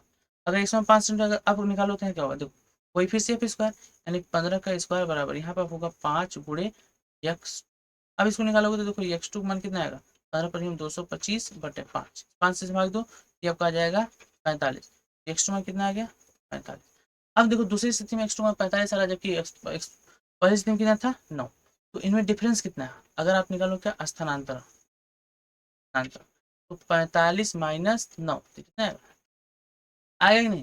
देखो जो आपने यहाँ से किया था वो आपको कितना आएगा, इतने सरल में आएगा, तो आप इस सूत्र से करोगे तो जल्दी आ जाएगा, अगर ये फार्मूला लगाओगे तो टाइम लगेगा, आएगा दोनों से। तो आपको ये डिसाइड करना है कि कम समय में जल्दी करना है, तो कम समय में करना है या ज़्यादा समय पर, आपको पता दोनों होना चाहिए। जैसे मान लो अगर ये आपको समझ में आ रहा है तो करो, नहीं आ रहा तो थोड़ा सा टाइम कंज्यूम करेगा, लेकिन इससे करना। अब ऐसा नहीं कि क्वेश्चन छोड़ दो, ठीक है, तो कैसे भी होना चाहिए आपको दोनों मेथड पता हो, तो आपको जो आसान लगे उस टाइम उसको करो, क्योंकि वहाँ थोड़ा सा आप प्रेशराइज हो जाते हो तो आपको समझ आता है कैसे करें। तो आपको अगर ये पता है तो डेफिनेटली ये करो, अगर यहाँ पर मिस हो रहा है तो इससे, लेकिन ज़्यादा सही है क्योंकि आपका टाइम कंज्यूम होने से बचाएगा। ठीक है, चलिए अब बढ़ते हैं। नेक्स्ट क्वेश्चन देखो क्या कर रहा है, नेक्स्ट क्वेश्चन पढ़ो ध्यान से। कह रहा है किसी खगोलीय अपवर्ती दूरदर्शी का कोणीय आवर्धन अधिक और कोणीय विभेदन उच्च होगा यदि इसके अभिदृश्यक लेंस को क्या करते। देखो खगोलीय क्या होता है, खगोलीय का अभिदृश्यक लेंस होता है उसकी फोकस दूरी अधिक होती है, और वो कहता है उसका फोकस दूरी जितना अधिक होता है उतना ज्यादा वो क्या होता है, उसका सामर्थ्य अधिक होता है, उतना ज्यादा प्रकाश किरणों को जाता है वो ग्रहण करता है। दूर समय प्रकाश किरणों जितना ज्यादा ग्रहण करेगा उतना स्पष्ट प्रतिबिंब बनेगा। तो कह रहा है फोकस दूरी अधिक और व्यास बड़ा हो, ये बात सही। याद रखो खगोलीय दूरदर्शी की फोकस दूरी बड़ी और व्यास भी अधिक होना चाहिए। फिर फोकस दूरी अधिक और व्यास छोटा नहीं, तो आपका ऑप्शन नंबर ए ही करो, ऑप्शन नंबर ए। याद रखो किसी खगोलीय दूरदर्शी की बात हो तो उसकी फोकस दूरी अधिक और जो आपका व्यास है वो क्या होता है बड़ा होना चाहिए। ठीक है, चल अब बढ़ते हैं। नेक्स्ट देखो याद है, करा किसी प्रकाश स्रोत जल से प्रकाश का एक किरण पुंज उससे यक्ष दूरी पर स्थित एक समतल दर्पण पर लंबवत पड़ता है। जैसे मान लो यहाँ पर कोई प्रकाश स्रोत है यह, ठीक है, इससे यक्ष दूरी पर यहाँ पर कोई समतल दर्पण है, ये कोई समतल दर्पण है। अब कह रहा है ये यहाँ पर इसे प्रकाश से लंबवत पड़ता है, लंबवत पड़ता है, इस किरण पुंज के वापस परावर्तन स्रोत यल पर ठीक ऊपर बनता है, यानी यहाँ से देखो इसका प्रतिबिंब यही बनेगा क्योंकि समतल दर्पण है तो लंबवत पड़ता है तो डायरेक्ट प्रकाश उसी परत पर वापस पहुंच जाता है। फिर आगे कह रहा है दर्पण को किसी अल्प कोण थीटा से घुमाने पर यह प्रकाश बिंदु उस पैमाने से वाई पर विचलित हो जाता है। यानी अगर इस दर्पण को यहाँ से घुमाकर देखो ऐसे यहाँ कर दे, यानी इसमें थीटा कोण क्या कर दे घुमा दिया जाए, कह रहा है इससे यह वाई दूरी पर, यानी वाई दूरी पर यहाँ पर इसका प्रतिबिंब बनने लगता है कुछ इस तरीके से। ठीक है, ये इस बिंदु, तो कह रहा आप ये बताओ कि यहाँ पर यक्स और ये दूरी यक्स थी वाई, तो यक्स और वाई के बीच संबंध क्या, यक्स और वाई के बीच संबंध क्या। तो याद रखो देखो जब आप दर्पण को थीटा घुमाते हो इनके बीच जो ये दोनों रेखाएं थी इनके बीच कौन होता है वो टू थीटा, क्या टू थीटा, क्यों, क्योंकि देखो जैसे यहाँ पर क्या है ये प्रकाश है, ये ऐसे किनारे ऐसे, इसके बीच देखो यहाँ पर अगर ये थीटा था ये भी थीटा, अगर आप दर्पण को घुमा दिए यहाँ से देखो अगर दर्पण कुछ इस तरीके से कर दिए इसको थीटा घुमा दिए तो थीटा घुमाने तो प्रकाश ही है, यानी यहाँ से ये भी थीटा बढ़ेगा ये भी थीटा बढ़ेगा तो टू थीटा बढ़ जाता है, कितना बढ़ जाता है टू थीटा, तो यहाँ पर ये कितना हो जाएगा टू थीटा। अब बताओ आपसे पूछा एक सवाल में संबंध या कोण बता, सिंपल सा पूछा तो कोण का मान होगा, तो कोण का मान क्या होगा, तो आप जानते हो कोण बराबर क्या होता है, तो कोण बराबर होता है चाप बटे त्रिज्या, ये होता है। तो यहाँ पर कोण आपका क्या है टू थीटा बराबर चाप, चाप क्या होगा ये वाई, चाप का होगा वाई अपान त्रिज्या क्या है एक्स, वाई अपान एक्स हो जाएगा। अगर आपको थीटा बनेगा तो कोई टू थीटा बनेगा, अगर थीटा बनेगा तो आपको क्या होना टू पर छाना करना होगा, तो थीटा क्या हो जाएगा वाई अपान, तो यहाँ पर थीटा वन होगा क्या होगा वाई अपान टू एक्स, तो ऑप्शन देखो y upon two x, option number A है। ऑप्शन नंबर ए ही आपका करेक्ट हो जाए। Option number A the correct answer of this question, A आपका करेक्ट हो जाए। समझ आ गया? चले आगे, चलिए बढ़ते हैं नेक्स्ट क्वेश्चन। नेक्स्ट क्या करा, करा अपवर्तनांक की कांच। अच्छा अपवर्तनांक यहाँ दिया, देखो ये आपका होगा ए समझो 4 2, ये अपन ने 2017 क्वेश्चन इसका मान दिया था 1.42। तो 1.42 अपवर्तनांक के कांच से बने एक पतले प्रिज्म का, एक पतले प्रिज्म का अपवर्तक कोण 10 अंश, अपवर्तक कोण कितना है 10 अंश। यदि इस प्रिज्म को 107 अपवर्तनांक के कांच से बने एक अन्य पतले प्रिज्म से जोड़ दिया जाता है तो इस संयोजन में विचलन रहित, ये बहुत महत्वपूर्ण है, इसमें डेल एम मान आपका क्या है 0 है, डेल्टा डेल एम मान है 0, विचलन नहीं परिक्षेपण प्राप्त होता है तो दूसरे प्रिज्म का अपवर्तक कोण क्या होना चाहिए।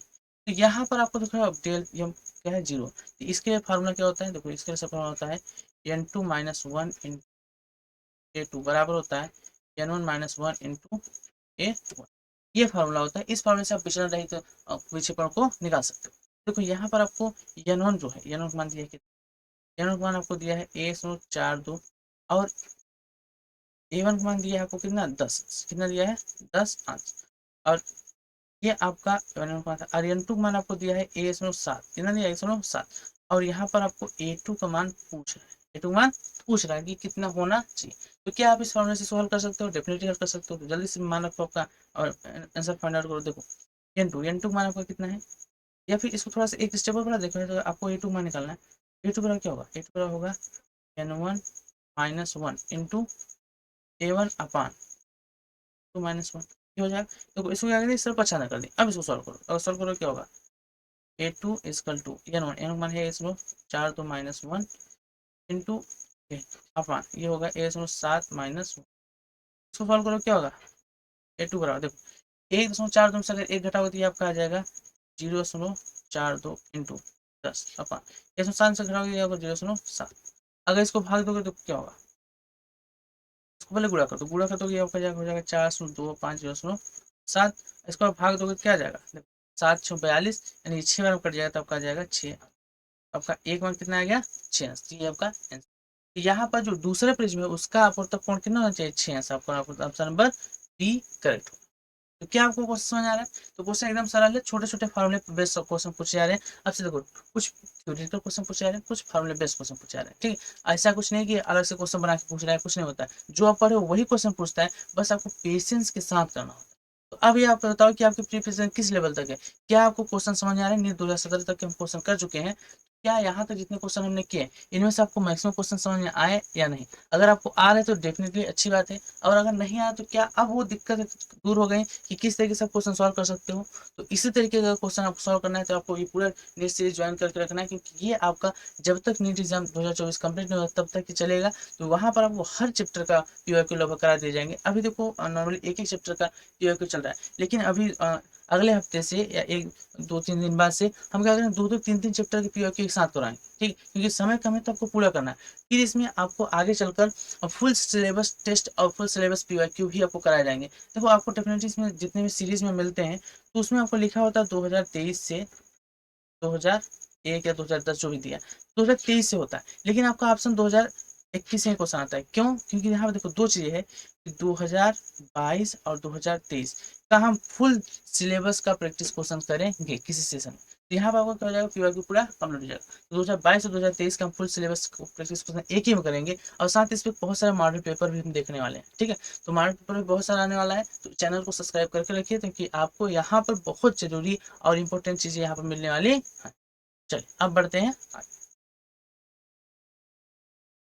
इस क्वेश्चन में पढ़िए, देखिए क्या कर रहा है, कांच का जो आपका कांच का अपवर्तनांक है 3/2 कि दो सर्वसम समोत्तर लेंसों में प्रत्येक की फोकस दूरी यफ है, प्रत्येक की फोकस दूरी क्या है यफ। फिर कह रहा है इनको संपर्क में रखकर इनके बीच रिक्त स्थान में जल 403 अपवर्तनांक से भर दिया जाता है, तो इस प्रकार से बने संयोजन की फोकस दूरी क्या होगी। तो क्या इस प्रकार क्वेश्चन आपने पीछे किया था, बिल्कुल इस प्रकार क्वेश्चन आपने किया है। यहाँ पर दो सर्वसम समोत्तर लेंस है, यहाँ पे देखो एक उत्तर लेंस ये हो गया, दूसरा उत्तर लेंस ये हो गया, ठीक है।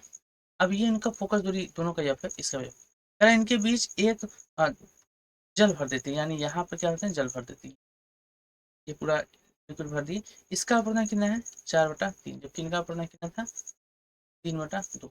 तो कह रहा है अब इनका संयुक्त फोकस दूरी ज्ञात करो। पहले तीनों का फोकस दूरी निकालो। क्या अब भी आप लेंस मेकर सूत्र लगाओगे? नहीं, अब आप लगाओगे जेपी स्टार। क्या लगाओगे? JP star. और यहाँ से आप डायरेक्ट निकालोगे। देखो अगर बात करें इसका, मान लीजिए ये 1 हो गया, ये 2 हो गया और ये आपका 3 हो गया। तो जो आपका देखो लेंस 1 होगा एंड लेंस 1 इस उतने बराबर होगा लेंस 3 का फोकस। तो यहाँ से आपका F1 और बराबर होगा F3 के, और ये क्या होगा आपको R अपान 2n-1। इस फॉर्मूले से आप डेफिनेटली इसको निकाल सकते हो। तो यहाँ से आपका जो F माना है क्या आ जाएगा? देखो F का माना है जो आपका, ये देखो इन दोनों को मान क्या दिया? F दिया। तो इसको लिख सकते हो F बराबर R अपान 2 इंटू एन का मान है 3/2-1। इसको सॉल्व करोगे क्या होगा? R बटा 2 इंटू, देखो इन दोनों का एलसीएम करोगे 2 आएगा, यहाँ से 3-2 क्या हो जाएगा? तो 3 में से 2 निकल जाएगा। देखो यहाँ 2 से 2 कट जाएगा। यहाँ पर आपका आ जाएगा कितना? यहाँ पर कितना आ जाएगा? आर। तो F1 और F3 का मान आपका आ गया। अब आप निकाल दो F2 का मान। अगर आप F2 का मान निकालोगे तो क्या होगा? देखो F2 का मान निकालोगे तो यहाँ पर आपको लिखना होगा, क्योंकि ये अवतल लेंस के लिए क्या होगा? -R/2n-1। यहाँ से आप F2 निकालोगे क्या होगा? -R/2। अब n का मान क्या है? देखो 4/3-1। तो सॉल्व करो क्या आ गया? देखो -R बटा, यहाँ से 2 4 -3/3 होगा। ये पलट जाएगा, तो पलट जाएगा तो हो जाएगा -3R/2। समझ आ गया? F2 मान कितना आ गया? -3R/2। समझ आ गया? अब देखो R बराबर यहाँ से निकला F, तो यहाँ से आप F2 मान निकाल सकते हो। तो F2 मान आपका जो आएगा वो आएगा -3/2। यहाँ देखो लिख दे रहे हैं फिर से आपको। F2 मान क्या आ जाएगा? -3/2 F, क्योंकि R किस बराबर है? F। अब आपको क्या है? लेंस की संयुक्त फोकस दूरी निकालना है। तो अगर आपको निकालना क्या है? संयुक्त फोकस। संयुक्त फोकस दूरी क्या होगा? 1/F बराबर 1/F1 plus 1/F2 plus 1/F3 यही होगा। अब यहाँ से निकालोगे तो क्या होगा? देखो 1/F बराबर 1/F1 मान है F प्लस 1/F2 मान आपका कितना है? -3/2 F, और फिर प्लस 1/F3 मान भी F है। तो सॉल्व करो क्या आएगा? देखो ध्यान से देखो, यहाँ पर आपको क्या आएगा? 1/F। अभी प्लस माइनस गुणा करो तो माइनस हो जाएगा, और 2 ऊपर चला गया तो 2/3 F प्लस 1/F। अब इसका एलसीएम करोगे तो एलसीएम कितना आएगा? 3 आएगा। एलसीएम कितना आएगा? देखो 1/, अच्छा F यहाँ पर डैश दे देते हैं, ठीक है? ये आपका F हो जाएगा तो कंफ्यूज होगा। F डैश इक्वल टू क्या होगा? इसका एलसीएम होगा 3F। अब देखो यहाँ पर F से इसमें भाग दो, यहाँ पर आएगा 3 -2, फिर यहाँ पर आ जाएगा +3। तो डेफिनेटली इसको करोगे क्या होगा? 3 क्या हो जाएगा? 6 -2/3F। तो 1/F डैश आपका कितना आ गया? 4/3F। अब ये 1/F डैश का मान है, तो अगर F डैश का मान निकालो क्या हो जाएगा? F डैश मान हो जाएगा 3F/4 आपका आंसर। तो 3F/4 आपका क्या होगा? आंसर। तो इसका तुल्य फोकस कितना है? 3F/4। तो क्या ऑप्शन में 3F/4 है? 3F/4 option number B. Option number B is the correct answer of this question. तो सिंपल है क्वेश्चन, और इस प्रकार क्वेश्चन आपने दूसरी बार किया है तो नेट 2016 में क्वेश्चन आया था। तो इस प्रकार भी क्वेश्चन आते हैं कि दो लेंसों को जोड़कर उसके बीच में एक तीसरा कुछ अपवर्तनांक का द्रव भर दिया जाता है, जिससे 3 लेंस बन जाते हैं, और इन तीनों लेंसों का फोकस दूरी से पूछी जाती है। तो डेफिनेटली ये क्वेश्चन को आपको बनना चाहिए। चलिए अब पढ़ते हैं नेक्स्ट क्वेश्चन। क्या करा है? कांच की किसी पट्टिका जिसका अपवर्तनांक 1.5 है के भीतर वायु का एक बुलबुला बंद है। के भीतर वायु का क्या है? एक बुलबुला बंद है। पट्टिका के एक पृष्ठ से लगभग लंबवत देखने पर इस बुलबुले की गहराई 5 सेंटीमीटर तथा विपरीत पृष्ठ से देखने पर 3 सेंटीमीटर प्रतीत होता है। तो इस पट्टिका की मोटाई क्या होगी? क्या क्वेश्चन समझ गया? बिल्कुल, देखो क्वेश्चन एकदम सरल है। कह रहा है यहाँ पर क्या है? एक पट्टिका, इसको एक पट्टिका को बनाते हैं,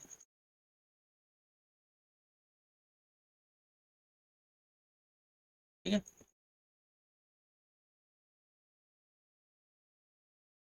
यहाँ पर ये आपका क्या है? एक पट्टिका। अब इसमें क्या कर रहा है? इस पट्टिका के बीच में कोई बुलबुला है। कांच का क्या है? बुलबुला। चलो वायु का बुलबुला, ये बुलबुला। अब कर रहा है, अगर इसको देखा जा रहा है, मान लो दो पृष्ठ से देख रहे हैं, इधर से हम देख रहे हैं, जब इधर इस पृष्ठ को इसको किधर से देख रहे हैं? इधर से देखा जाए, यहाँ से। तो इसको यहाँ से देखने पर इसकी गहराई मान लो x है, और अब इसकी अगर पूरा गहराई, पूरा लंबाई कितना होगा? पूरा लंबाई अगर क्या हो, अगर इस पूरे पृष्ठ की लंबाई कितना हो, चल तो कह रहा है एक तरफ से देखने पर इसकी गहराई 5 सेंटीमीटर दिख रही है। कितना दिख रही है? 5 सेंटीमीटर। और दूसरी पेज देखने पर 3 सेंटीमीटर, यानी इधर से मान लो देखने पर कितना दिख रही है? इधर से देखने पर दिख रही है 5 सेंटीमीटर, देखने पर 5 सेंटीमीटर दिख रही है, और इधर से देखने पर 3 सेंटीमीटर। ये तो अगर इसको मान लो वास्तविक गहराई इसका यहाँ एक्स हो, ठीक होगा एन माइनस एक्स होगा, ठीक है। अब देखो आप जानते हो गुटका है, कांच है, तो कांच किसका अपूर्णांक आपको दिया कितना? अपूर्णांक दिया है a/5। तो ये आभासी गहराई दिखती है, तो आभासी गहराई इस तरफ देखने पर, इस तरफ देखने पर 5 दिख रहा है, और इस तरफ देखने पर 3 सेंटीमीटर, ठीक है, 5 सेंटीमीटर। तो क्या करो, दोनों तरफ से अगर आप निकालोगे तो नहीं आएगा, इसकी वास्तविक गहराई निकालो। तो वास्तविक गहराई क्या होता है? कैपिटल एस, कैपिटल एस बराबर होता है एन इंटू क्या होता है। तो अगर यहाँ से वास्तविक गहराई देखोगे इस तरफ से, वास्तविक गहराई क्या आएगा आपका? वास्तविक गहराई x माने हो तो x बराबर आपका आएगा 5 गुणे n को माने 1/5। n मान कितना है? तो n मान दिया आपको 1/5। ये होगा इस तरफ का। अगर इसके लिए इधर देखोगे ये वाला, तो यहाँ से आपका क्या हो जाएगा? l minus x. ये अब देखो l माइनस एक्स आपका क्या होगा? यहाँ पर l माइनस एक्स निकालोगे तो आपका आएगा 1/5 गुणे इस तरीके से। अच्छा, इन दोनों को अगर सॉल्व करो, ये आपको इस तरीके से सॉल्व कर सकते हो, या इसी को थोड़ा सा अलग तरीके से सॉल्व करते हैं। देखो अलग तरीके से सॉल्व कर सकते हैं। जो होता है पूरा लंबाई ये है। अगर इधर से देखो आपको आभासी गहराई क्या है, यहाँ से अगर देखो आपको ये वास्तविक गहराई है, तो अगर इसकी आभासी गहराई निकालोगे एच, अगर एच निकालोगे देखो यहाँ से क्या आएगा? एच आपका आएगा कैपिटल एच अपान एन। तो अगर इस तरफ से आप निकालोगे, तो अगर इस तरफ से निकालोगे तो आपका आभासी गहराई क्या आएगा? देखो आएगा आपका x/5। x/5 नहीं होगा, x/, आपका होगा एन, क्योंकि अपूर्णांक क्या है एन। तो देखो x/n इधर से हो गया, प्लस अगर जोड़ दो इसको तो क्या हो जाएगा? l माइनस एक्स अपान एन। अब बराबर देखो ये वाला कितना दिया था? 5 प्लस ये वाला कितना दिया था? इधर से 5, इधर से कितना दिया था? 3। समझ में आपको? इस तरफ का और इस तरफ दोनों का निकालो। इधर का 5 दिया, इधर का 3 दिया है। अब इसको सॉल्व करोगे तो देखो ये वाला निकालना, जोड़ने पर कितना आ जाए? 5 प्लस 8 5 प्लस 3 होना चाहिए। तो अगर इसको सॉल्व करोगे कितना आएगा? 8 आएगा। तो देखो यहाँ से अगर आप देखोगे एक्स, अच्छा इसका एलसीएम निकालो। अगर इन दोनों का एलसीएम करोगे तो इन दोनों का एलसीएम कितना आएगा? तो इन दोनों का एलसीएम आएगा एन, तब हो जाएगा x plus L minus x बराबर 5 3 8। अब उसको सॉल्व करो क्या आएगा? देखो यहाँ से आपका हो जाएगा एक्स, अब प्लस में माइनस एक्स एक्स कट जाएगा, तो आपका जाएगा एल अपान एन बराबर 8 के। अब इनको इस तरफ पसंद कर दो तो एल बराबर क्या हो जाएगा? 8 गुड़े एन, और एन पॉइंट कितना होता है? एन पॉइंट दिया आपको 1/5। 8 गुड़े 1/5, अगर 1/5 गुणा करोगे तो हो जाएगा 12, यानी इसका वास्तविक गहराई या मोटाई जो हो कितना है? 12 सेंटीमीटर। तो क्या आप समझे? Option number A he correct हो जाएगा। पहले हम दोनों तरफ के आभासी को निकालें, उसको जोड़ दिए, जो दिया तो उसको लिख दिए। अब मान लिए तो इसमें कि इसका पूरा कितना है या, तो बस यहाँ पर आपका सिंपल सा आंसर आ समझ में आया कि नहीं किस तरीके से आ रहा? ये आपका कांच का गुटका से यानी आभासी गहराई से संबंधित क्वेश्चन था, ठीक है। तो इसमें आपको ये फार्मूला यूज होते हैं, तो फार्मूला अगर आपको याद हो तो आप इसको कर ले सकते। चलिए अब बढ़ते हैं नेक्स्ट क्वेश्चन को। देखो नेक्स्ट में क्या करा, एक व्यक्ति अपनी आंख से केवल 50 सेंटीमीटर से 400 सेंटीमीटर की दूरी के बीच स्थित वस्तुओं को सुस्पष्ट देख सकता है। सुस्पष्ट दर्शन की अधिकतम दूरी को अनंत तक करने के लिए उस व्यक्ति को किस प्रकार और कितनी शक्ति के संशोधक लेंस की आवश्यकता? यानी देखो वो अधिकतर दूरी कितना देख पा रहा है? 400 सेंटीमीटर, लेकिन वो चाह रहा है कितना देख पाए? वो चाह रहा है कि वो पूरा अनंत तक की वस्तुओं को देख पाए। तो इसके लिए आपको क्या करना होगा? फोकस दूरी निकालना होगा। उसकी फोकस दूरी, किस फोकस दूरी की उसको लेंस चाहिए। तो सबसे पहले देखो यहाँ पर अगर आप देखोगे तो युग मान आपको दिया है कितना? युग मान दिया आपको 400 सेंटीमीटर, या इसको आप -400 सेंटीमीटर लिखो क्योंकि युग मान -1। अब आपसे भी के मान कर रहा है अनंत, क्योंकि अनंत की वस्तु को देखना चाहता है, तो भी का मान क्या होगा? अनंत होगा। अब आपके यहाँ से फोकस निकाल सकते हो, लेंस सूत्र लगा दो 1/f बराबर 1/v माइनस 1/u।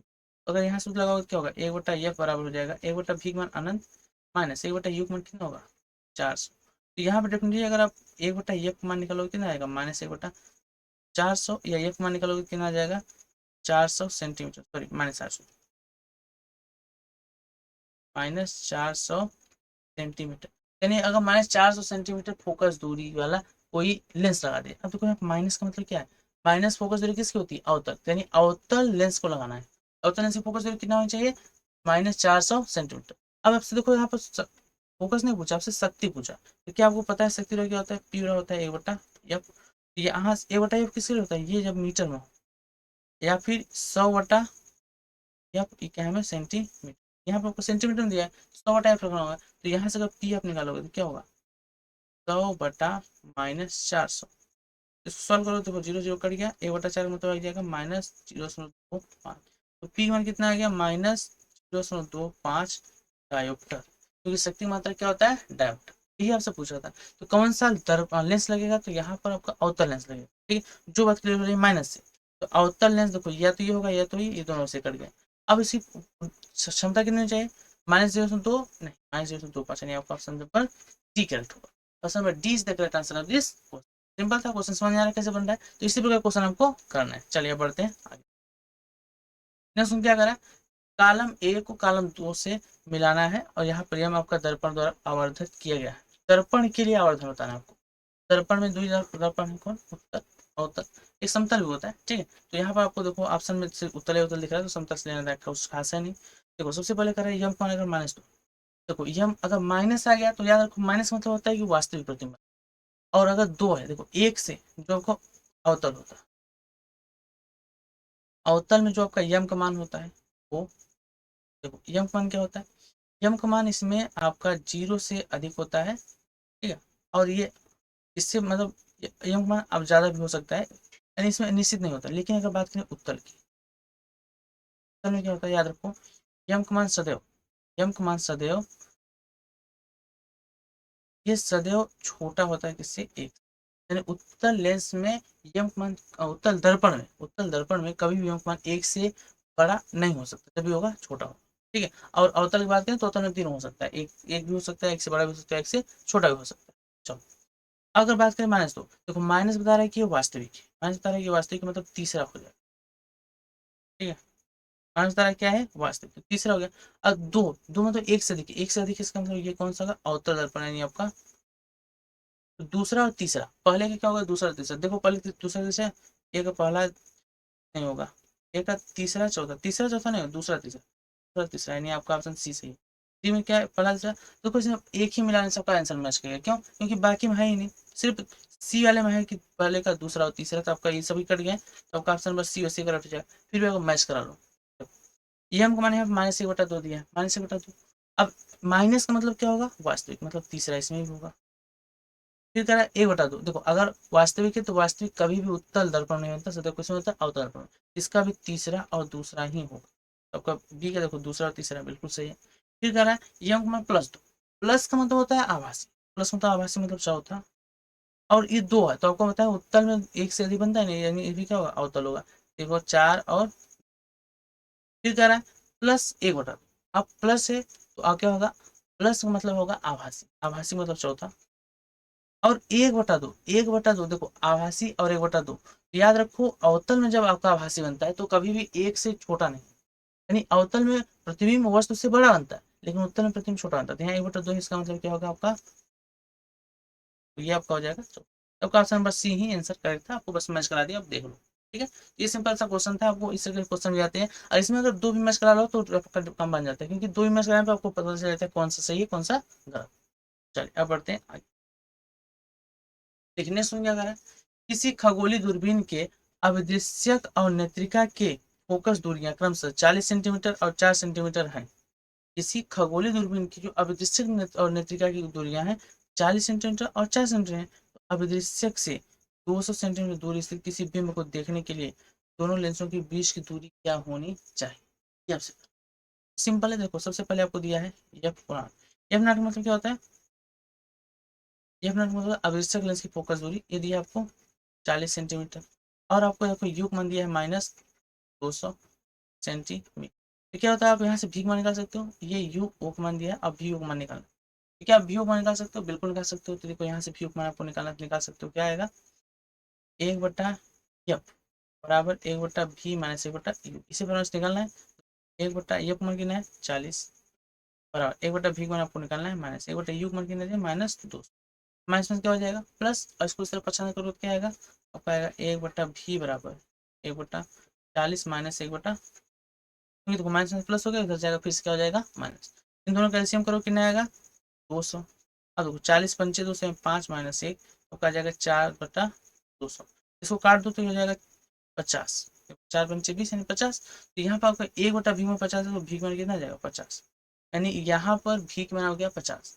और आपसे पूछा है कि यहाँ पर दोनों के लेंस को बीच की दूरी, देखो एक लेंस ये आपका अभिदृश्यक लेंस हो गया, ये आपकी नेत्रिका लेंस। कौन सा खगोलिक है, खगोलिक में ये बड़ा होता है छोटा होता है। इसके बीच की आपको दूरी पूछा है, देखो जो आपका अभिदृश्यक होता है इससे यहाँ तक की दूरी कितना है, ये आपका आ गया 50 सेंटीमीटर। ठीक है, अब इसको देखना तो इसको देखो फोकस पर रखना, तो फोकस पर रखो तो ये इस पर बनेगा, यानी इसकी फोकस कितना दिया आपको 4 सेंटीमीटर। टोटल कितना हो जाएगा 50 + 4, यानी आपको हो जाएगा 54 सेंटीमीटर। यानी इसकी आपका जो है दोनों लेंसों के बीच की दूरी कितना होगा 54 सेंटीमीटर। तो आपका ऑप्शन नंबर बी है। ऑप्शन नंबर 20 दिख रहा था दिस। सिंपल था, समझ में आया आपको? डेफिनेटली अगर समझ में आया तो क्वेश्चन को लाइक कीजिएगा।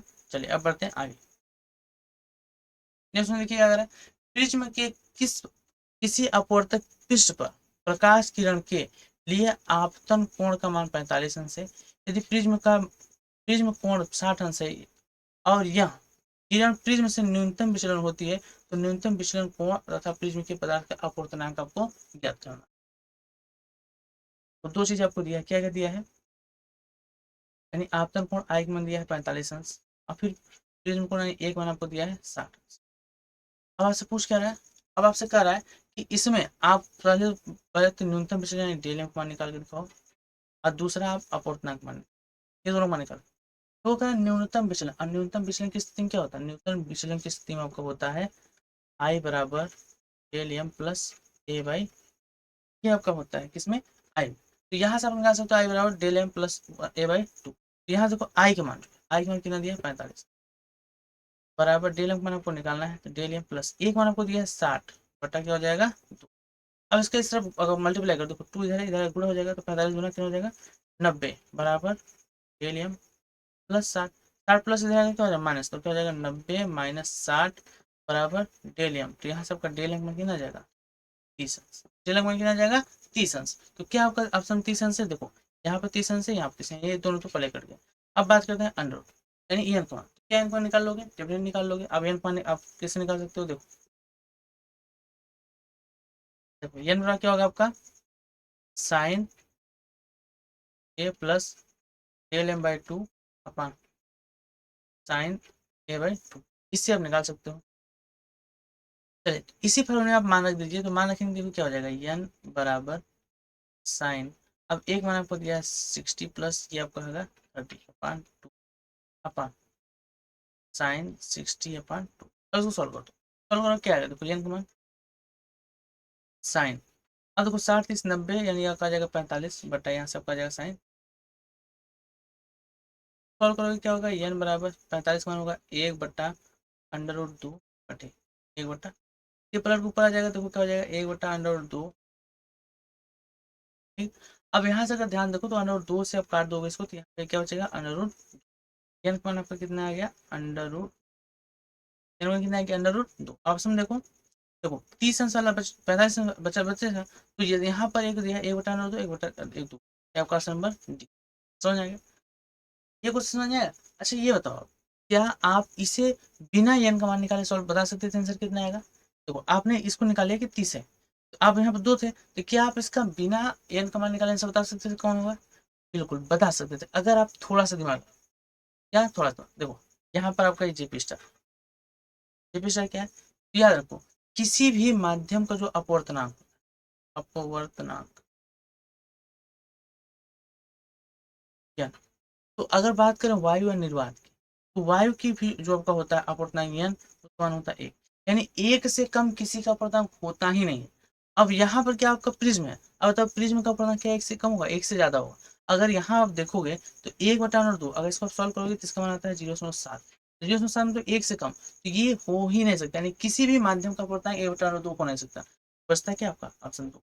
तो यहाँ पर आप डेफिनेटली से बता सकते थे कि ये हो ही नहीं सकता, संभव नहीं, संभव क्या है ये, तो आप बिना इसको सॉल्व करके बता सकते थे कॉमन सेंस से कि आपका ऑप्शन डी से। ठीक है, अगर नहीं पता तो फिर आपको ये फॉर्मूला यूज करना है और फिर सॉल्व कर देना है। चलिए अब बढ़ते हैं, क्या करें, एक प्रकाश किरण पुंज लाल हरे तथा नीले रंग से बना है, यह किरण पुंज किसी समकोणीय प्रिज्म पर आपतित होता है। आरेख देखिए, प्रिज्म के पदार्थ का अपवर्तनांक लाल हरे नीले रंग के लिए क्रमशः 1.39 1.44 1.47 है, तो यह प्रिज्म क्या करेगा। यहाँ ध्यान से देखो 3 प्रकाश किरणें आ रही है, इनका अपवर्तनांक अलग अलग के लिए अलग, तो यहाँ पर करेगा क्या, ऑप्शन पढ़ो। कह किरण पुंज के तीनों रंगों को एक दूसरे से पृथक कर देगा, या तीनों रंगों को बिल्कुल पृथक नहीं करेगा, तब इन चार ऑप्शन में होगा क्या। इसको सॉल्व करने के लिए सबसे पहले आपको एक चीज पता होनी चाहिए, क्या पता होनी चाहिए कि देखो इस प्रिज्म का अगर आपको देखा जाए अपवर्तनांक कितना, तो अगर इस प्रिज्म का अपवर्तनांक निकालोगे तो ये आ रहे हैं, तो इसमें दो घटना हो सकती है, या तो ये अपवर्तित हो सकती है या तो पूर्ण आंतरिक हो सकती है। तो पूर्ण आंतरिक परिवर्तन होने के लिए यहाँ पर जो क्रांतिक कोण होता है, क्या क्रांतिक कोण, यानी आप इसको लिखते हो साइन आई सी, ये साइन आई सी के मान क्या होगा ए बटा ये होता है। तो याद रखो यहाँ पर जो अपवर्तनांक है, इनका अपवर्तनांक वो साइन आई सी से कम होना चाहिए। अगर अपवर्तनांक इसका ज्यादा हो गया, इसका मतलब क्या होंगे, ये पूर्णांतरिक परावर्तित जाएंगे, क्या हो जाएंगे, पूर्णांतरिक परावर्तित। अगर इससे कम है, साइन सी से कम है, तब तो यह क्या अपवर्तित होंगे, नहीं तो पूर्ण आंतरिक परावर्तित जाएंगे। तो यहाँ पर देखो ये कितना दिया है 45, यानी यहाँ पर आप अगर 45 दिया तो आप क्या निकाल सकते हो, यहाँ से 45 दिया तो साइन सी का मान हो जाएगा एक बटा साइन दिया है 45, सी बराबर होगा एक बटा ये। यहाँ से अगर निकालोगे, इसको मान निकालोगे तो देखो अगर एन का मान निकालोगे क्या हो जाएगा, एक बटा साइन 45। अगर यहाँ देखोगे आप क्या हो जाएगा, एन बराबर एक बटा अंडर रूट दो, क्योंकि साइन पता एक बटा अंडर होता है, प्लस से हो जाएगा अंडर रूट, यानी एन का मान कितना आ गया, एन का मान आपका आ गया अंडर रूट, एन का मान कितना आ गया अंडर रूट 2। तो यहाँ पर ध्यान दो कि इसका मान होगा ए 4 1 4। तो अगर ए 4 1 4 जिसका अपवर्तनांक है उससे ज्यादा इसका अपवर्तनांक है, वो पूर्ण आंतरिक परावर्तित हो जाएंगे, अगर इससे कम है तो वह अपवर्तित होगा। ध्यान दो कि यहाँ पर ए 4 4 और ए 4 7 है, यानी हरे रंग का इसमें 4 है जबकि नीले रंग का इसमें 4 7 है, तो ये दोनों का क्या हो जाएगा, पूर्ण आंतरिक परावर्तन, क्या हो जाएगा, पूर्ण आंतरिक परावर्तन। लेकिन जबकि लाल रंग का क्या होगा, इसमें 3 9 ही है, यानी ये कम है, किसका क्या होगा, अपवर्तन हो जाएगा। यानी यहाँ पर देखो जो आपका नीला है ये जाकर सीधे इस तरीके से अपवर्तित हो जाएगा, पूर्ण आंतरिक परावर्तन हो जाएगा, जबकि लाल रंग आपका जाकर यहाँ से कुछ इस तरीके से अपवर्तित। तो यहाँ पर क्या किया, सिर्फ लाल रंग को अलग किया। तो अब पढ़ो कि तीनों रंग को बिल्कुल अलग नहीं किया तो गलत हो गया, तीनों एक से पृथक तीनों को नहीं कर पा रहा, दो को तो सिर्फ इधर घुमा दिया, एक को बस कर रहा है, यानी किरण पुंज के लाल रंग के भाग को अन्य रंगों से पृथक कर देगा, ऑप्शन नंबर सी करेक्ट हो जाए। यहाँ पर लाल रंग को क्या करेगा, अलग कर देगा, बाकी दो को अलग नहीं कर पा रहा। समझ में आ गया, ये डिपेंड करता है किसी भी अपवर्तनांक पर, ये चीज आपको पता होनी चाहिए, ठीक है। नीट 2015 क्वेश्चन था, सिंपल था, चलिए थ्योरी का क्वेश्चन था। आगे देखो क्या करा, यदि अविदृश्यक लेंस की फोकस दूरी को बढ़ा दिया जाए तो, अगर अविदृश्यक लेंस की फोकस दूरी बढ़ा देंगे तो क्या हो, तो एक चीज यहाँ पे जो आपका होता है सूक्ष्मदर्शी, क्या सूक्ष्मदर्शी, और एक होता है खगोलदर्शी। ये देखो सूक्ष्मदर्शी जो होती है इसके अविदृश्यक लेंस की, किसके अविदृश्यक लेंस, इसके अविदृश्यक लेंस, इसकी अविदृश्यक लेंस जो होता है, तो सूक्ष्मदर्शी की अविदृश्यक लेंस जो होती है उसकी आपकी फोकस दूरी होती है, वो जितना कम होगी या जितना फोकस क्या होता है कम होता है, वो उतना अच्छा होता है। यानी कम से कम जितना होगा उतना ज्यादा उसको क्या करता है, मैग्नीफाई करता है, यानी चीजों को सुस्पष्ट दिखाता है। वहीं अगर बात करें किसी खगोलदर्शी में, इसकी जो फोकस दूरी है, इसकी अविदृश्यक लेंस की, यानी इसमें जो अविदृश्यक लेंस की फोकस दूरी होती है, अविदृश्यक लेंस की फोकस दूरी, अविदृश्यक लेंस की फोकस दूरी वो आपका क्या होगा, जितना अधिक होगा, जितना अधिक होगा उतना सुस्पष्ट प्रतिबिंब बनाएगा। क्यों, क्योंकि खगोलदर्शी में क्या होता है, दूर के अनंत से प्रकाश आते हैं, तो जितना ज्यादा प्रकाश को ग्रहण करेगा उतना सुस्पष्ट बनाएगा। लेकिन सूक्ष्मदर्शी में क्या होता है कि एकदम पास की वस्तु दिखाता है, जितना कम प्रकाश जाएगा उतना उसको ज्यादा मैग्नीफाई करता है, ये चीज होता है। अब आपसे क्या कहा है कि अविदृश्यक लेंस की फोकस दूरी को अगर बढ़ा दिया जाए, अगर बढ़ा दिया तो क्या होगा, तो बढ़ा दिया तो खगोलदर्शी बढ़ेगा क्षमता है कि सूक्ष्मदर्शी घट जाए, तो सूक्ष्मदर्शी की आवर्धन क्षमता बढ़ जाएगी जबकि दूरदर्शी की घट जाएगी, नहीं गलत बात है, उल्टा लिखा। सूक्ष्मदर्शी और दूरदर्शी दोनों का आवर्धन क्षमता बढ़ेगी, बिल्कुल गलत है। सूक्ष्मदर्शी था दूरदर्शी दोनों का आवर्धन क्षमता कम हो जाएगी, ये भी गलत होगा। क्या, सूक्ष्मदर्शी की आवर्धन क्षमता कम हो जाएगी जबकि दूरदर्शी की आवर्धन क्षमता बढ़ जाएगी। तो आपका ऑप्शन नंबर कौन सा होगा, डी करेक्ट होगा, तो ऑप्शन आपका डी करेक्ट है, option D is the correct answer of this question. Simple है, समझ आ रहा है, चलिए अब बढ़ते हैं आगे। नेक्स्ट क्या करें, किसी प्रिज्म का कोण ए है, इस प्रिज्म के एक अपवर्तक पृष्ठ को रचित कर परावर्तक बना दिया गया, इसके पहले पृष्ठ पर 2a कोण पर आपतित प्रकाश की किरण रचित पृष्ठ से परावर्तित होने के पश्चात अपने मार्ग पर वापस आ जाती है, तो प्रिज्म के पदार्थ का अपवर्तनांक क्या होगा। देखो ये क्वेश्चन फिर से रिपीट हुआ, 2021 में आया था, 2016 में आया था और फिर 2014। देखो कह रहा है यहाँ पे एक प्रिज्म है। अब ये प्रिज्म है, यहाँ पर प्रकाश किरणें आ रही है ऐसे। अब ये यहाँ जाकर देखो यहाँ पर क्या होता है, इससे कह रहा है देखो एक पृष्ठ को यहाँ पर क्या करते हैं, परावर्तक बना दिया। यहाँ पे जिस मार्ग पर जाती है उसी मार्ग पर वापस आ जाती है, यानी ये 90 अंश पर। कितने अंश पर? इसका पृष्ठ कितना है ए। अगर ये 90 अंश पर तो क्या होगा, ये वाला कोण आपका कितना होगा, 90 माइनस ए। इस फिगर का फिर थोड़ा बनाते हैं, थोड़ा सा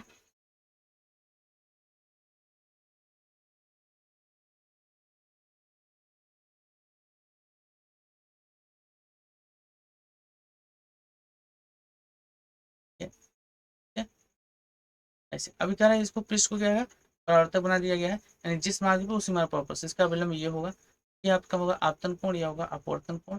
और ये आपको दिया है ए, कितना दिया ए। अब कह रहा है जिस मार्ग पर क्या उसी मार्ग पर वापस है, यानी ये आपका कितना है 90 डिग्री। अगर ये 90 तो आपने 2 बार निकाल चुका है कि ये होगा 90 माइनस ए। ये फिर से आर का कितना मान हो जाएगा ए, आर का कितना हो जाएगा ए।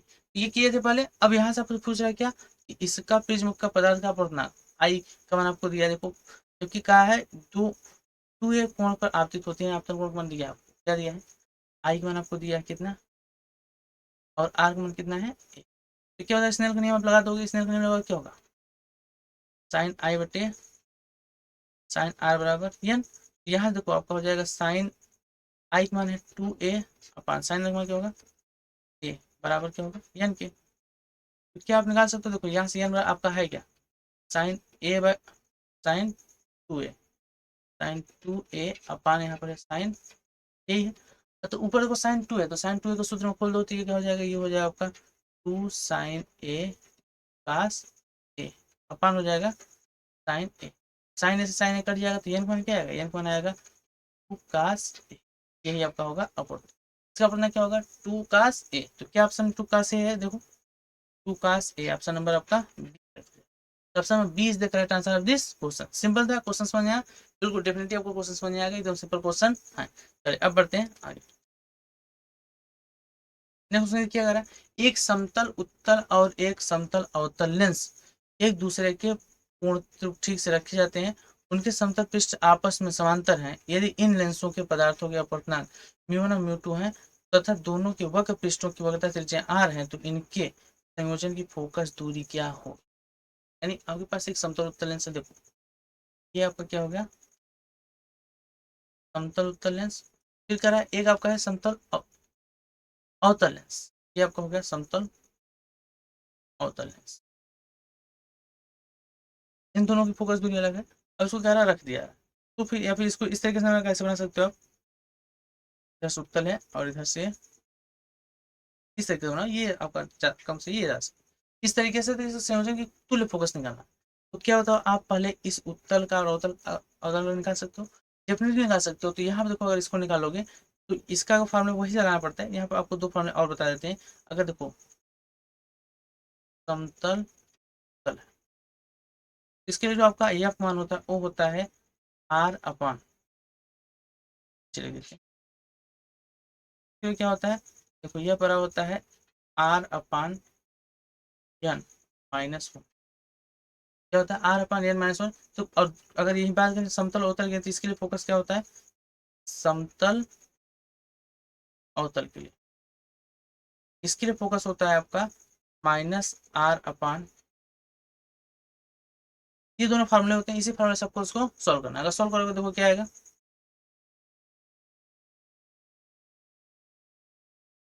यहाँ अगर सॉल्व करोगे आएगा क्या आपका एफ। अगर 1/f बराबर क्या होगा, 1/f1 प्लस 1/f2 ये होगा आपका।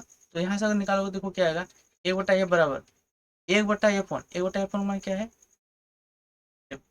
r/n-1। यहाँ पे एक चीज ध्यान दे, देखो अब एन के स्थान पे इसमें क्या दिया आपको, म्यू1 म्यू2 दिया। देखो म्यू1 और म्यू2 दिया, तो यहाँ पे एन के साथ म्यू1 रख दो, क्या हो जाएगा 1/r क्या हो जाएगा 1 - प्लस 1/r क्या हो जाएगा 2 - 1। ये फॉर्मूला होगा। और उसको अगर पलटोगे देखो ये पलट ऊपर चला जाएगा, तो क्या हो जाएगा 1/ये बराबर आपको हो जाएगा म्यू1 - 1/r प्लस म्यू 2 - 1/r ये होगा। इन दोनों का एलसीएम अगर आर है तो इसको आप लिख सकते हो, देखो 1 बटा ये बराबर लिख सकते हो μ1 - 1 प्लस ये हो जाएगा μ2 - 1/r। तो देखो यहाँ पर अगर ध्यान देखो तो यहाँ पर आपका क्या μ1 - 1 प्लस μ2 - 1। अगर इसको ध्यान से देखोगे आप तो क्या यही डेफिनेटली होगा। अच्छा एक चीज आपने यहाँ मिस किया, क्या, एक्चुअली ये माइनस था, अगर ये माइनस था तो क्या होगा, ये आपको यहाँ पर रखना होगा माइनस, तो माइनस प्लस गुणा करोगे तो यहाँ पर आपका जाएगा, देखो ये आपका जाएगा माइनस। अगर यहाँ माइनस आएगा तो यहाँ पे आपको माइनस करना पड़ेगा। अब देखो क्या होगा कि यहाँ माइनस आएगा तो यहाँ पर आपको क्वेश्चन लगाना होगा, तो इसको सॉल्व करो क्या होगा 1/f बराबर μ1 - 1 और ये माइनस के अंदर गुणा करोगे -2 और ये प्लस हो जाएगा 1 और अपान हो जाएगा, इतना चाहिए होगा। अब यहाँ देखो इसको काटोगे तो आपका 1 तो 1 कट जाएगा, तो आपका आ जाएगा μ1 माइनस अपान आर। तो यहाँ से 1/f माने को निकाल सकते हो क्या, μ1 माइनस म्यू अपान आर। यहाँ से आपका देखो ये माना आप निकालोगे क्या हो जाएगा, ये हो जाएगा आर अपान 1 माइनस आर बराबर क्या हो जाएगा आर अपान μ1 - μ2। तो आपका ऑप्शन कौन सा होगा इसमें, देखो आर अपान μ1 - μ2 यानी ऑप्शन नंबर आपका सी का, option number C is the correct answer of this question. ये आज तक की यहाँ की क्लास थी, जितना हमने पढ़ा इसको आप रिवाइज कर लीजिए, क्योंकि ये आपके लिए बहुत महत्वपूर्ण है। यहाँ पर देखिए आपने बहुत सारे क्वेश्चंस पीवाईक्यू क्वेश्चंस किए, तो आपके लिए बहुत महत्वपूर्ण निर्देश तेरह का क्वेश्चन था, तो ये क्वेश्चन आपके लिए बहुत महत्वपूर्ण है। ठीक है, तो इसी सेशन के इस सेशन के बाद हम नेक्स्ट सेशन मिलेंगे, जिसमें हम किसी नेक्स्ट चैप्टर क्या देखिए, इसमें आपका रे ऑप्टिक्स था, इसके बाद हम देखने वाले क्या, किरण प्रकाश। देखो ये आपका किरण प्रकाश है, तरंग प्रकाश की वेव ऑप्टिक्स का आप पीवाईक्यू लेकर आएंगे हम नेक्स्ट में, तो उसको आप पढ़ के रखिएगा। वहां से आपको हम एक चीज हर चीज पीवाईक्यू करा देंगे, तो आपका क्या हो जाएगा, कंप्लीट हो जाएगा, क्योंकि पीवाईक्यू आपके लिए करना बहुत जरूरी होता है। देखिए यहाँ पे पीवाईक्यू के संग आपका प्रैक्टिस हो जाता है, और कुछ ऐसी चीजें हैं जो आपका रिवीजन हो जाता है, जैसे महत्वपूर्ण जो आपका होते हैं फार्मूले उनको भी यहाँ पर रिवाइज करा दिया जाता है। ये आपके लिए बहुत महत्वपूर्ण है, इन चीजों का ध्यान से रखिए, अपना ख्याल रखिए, अच्छे से पढ़ते रहिए, स्वस्थ रहिए और मस्त रहिए। मिलते हैं नेक्स्ट सेशन।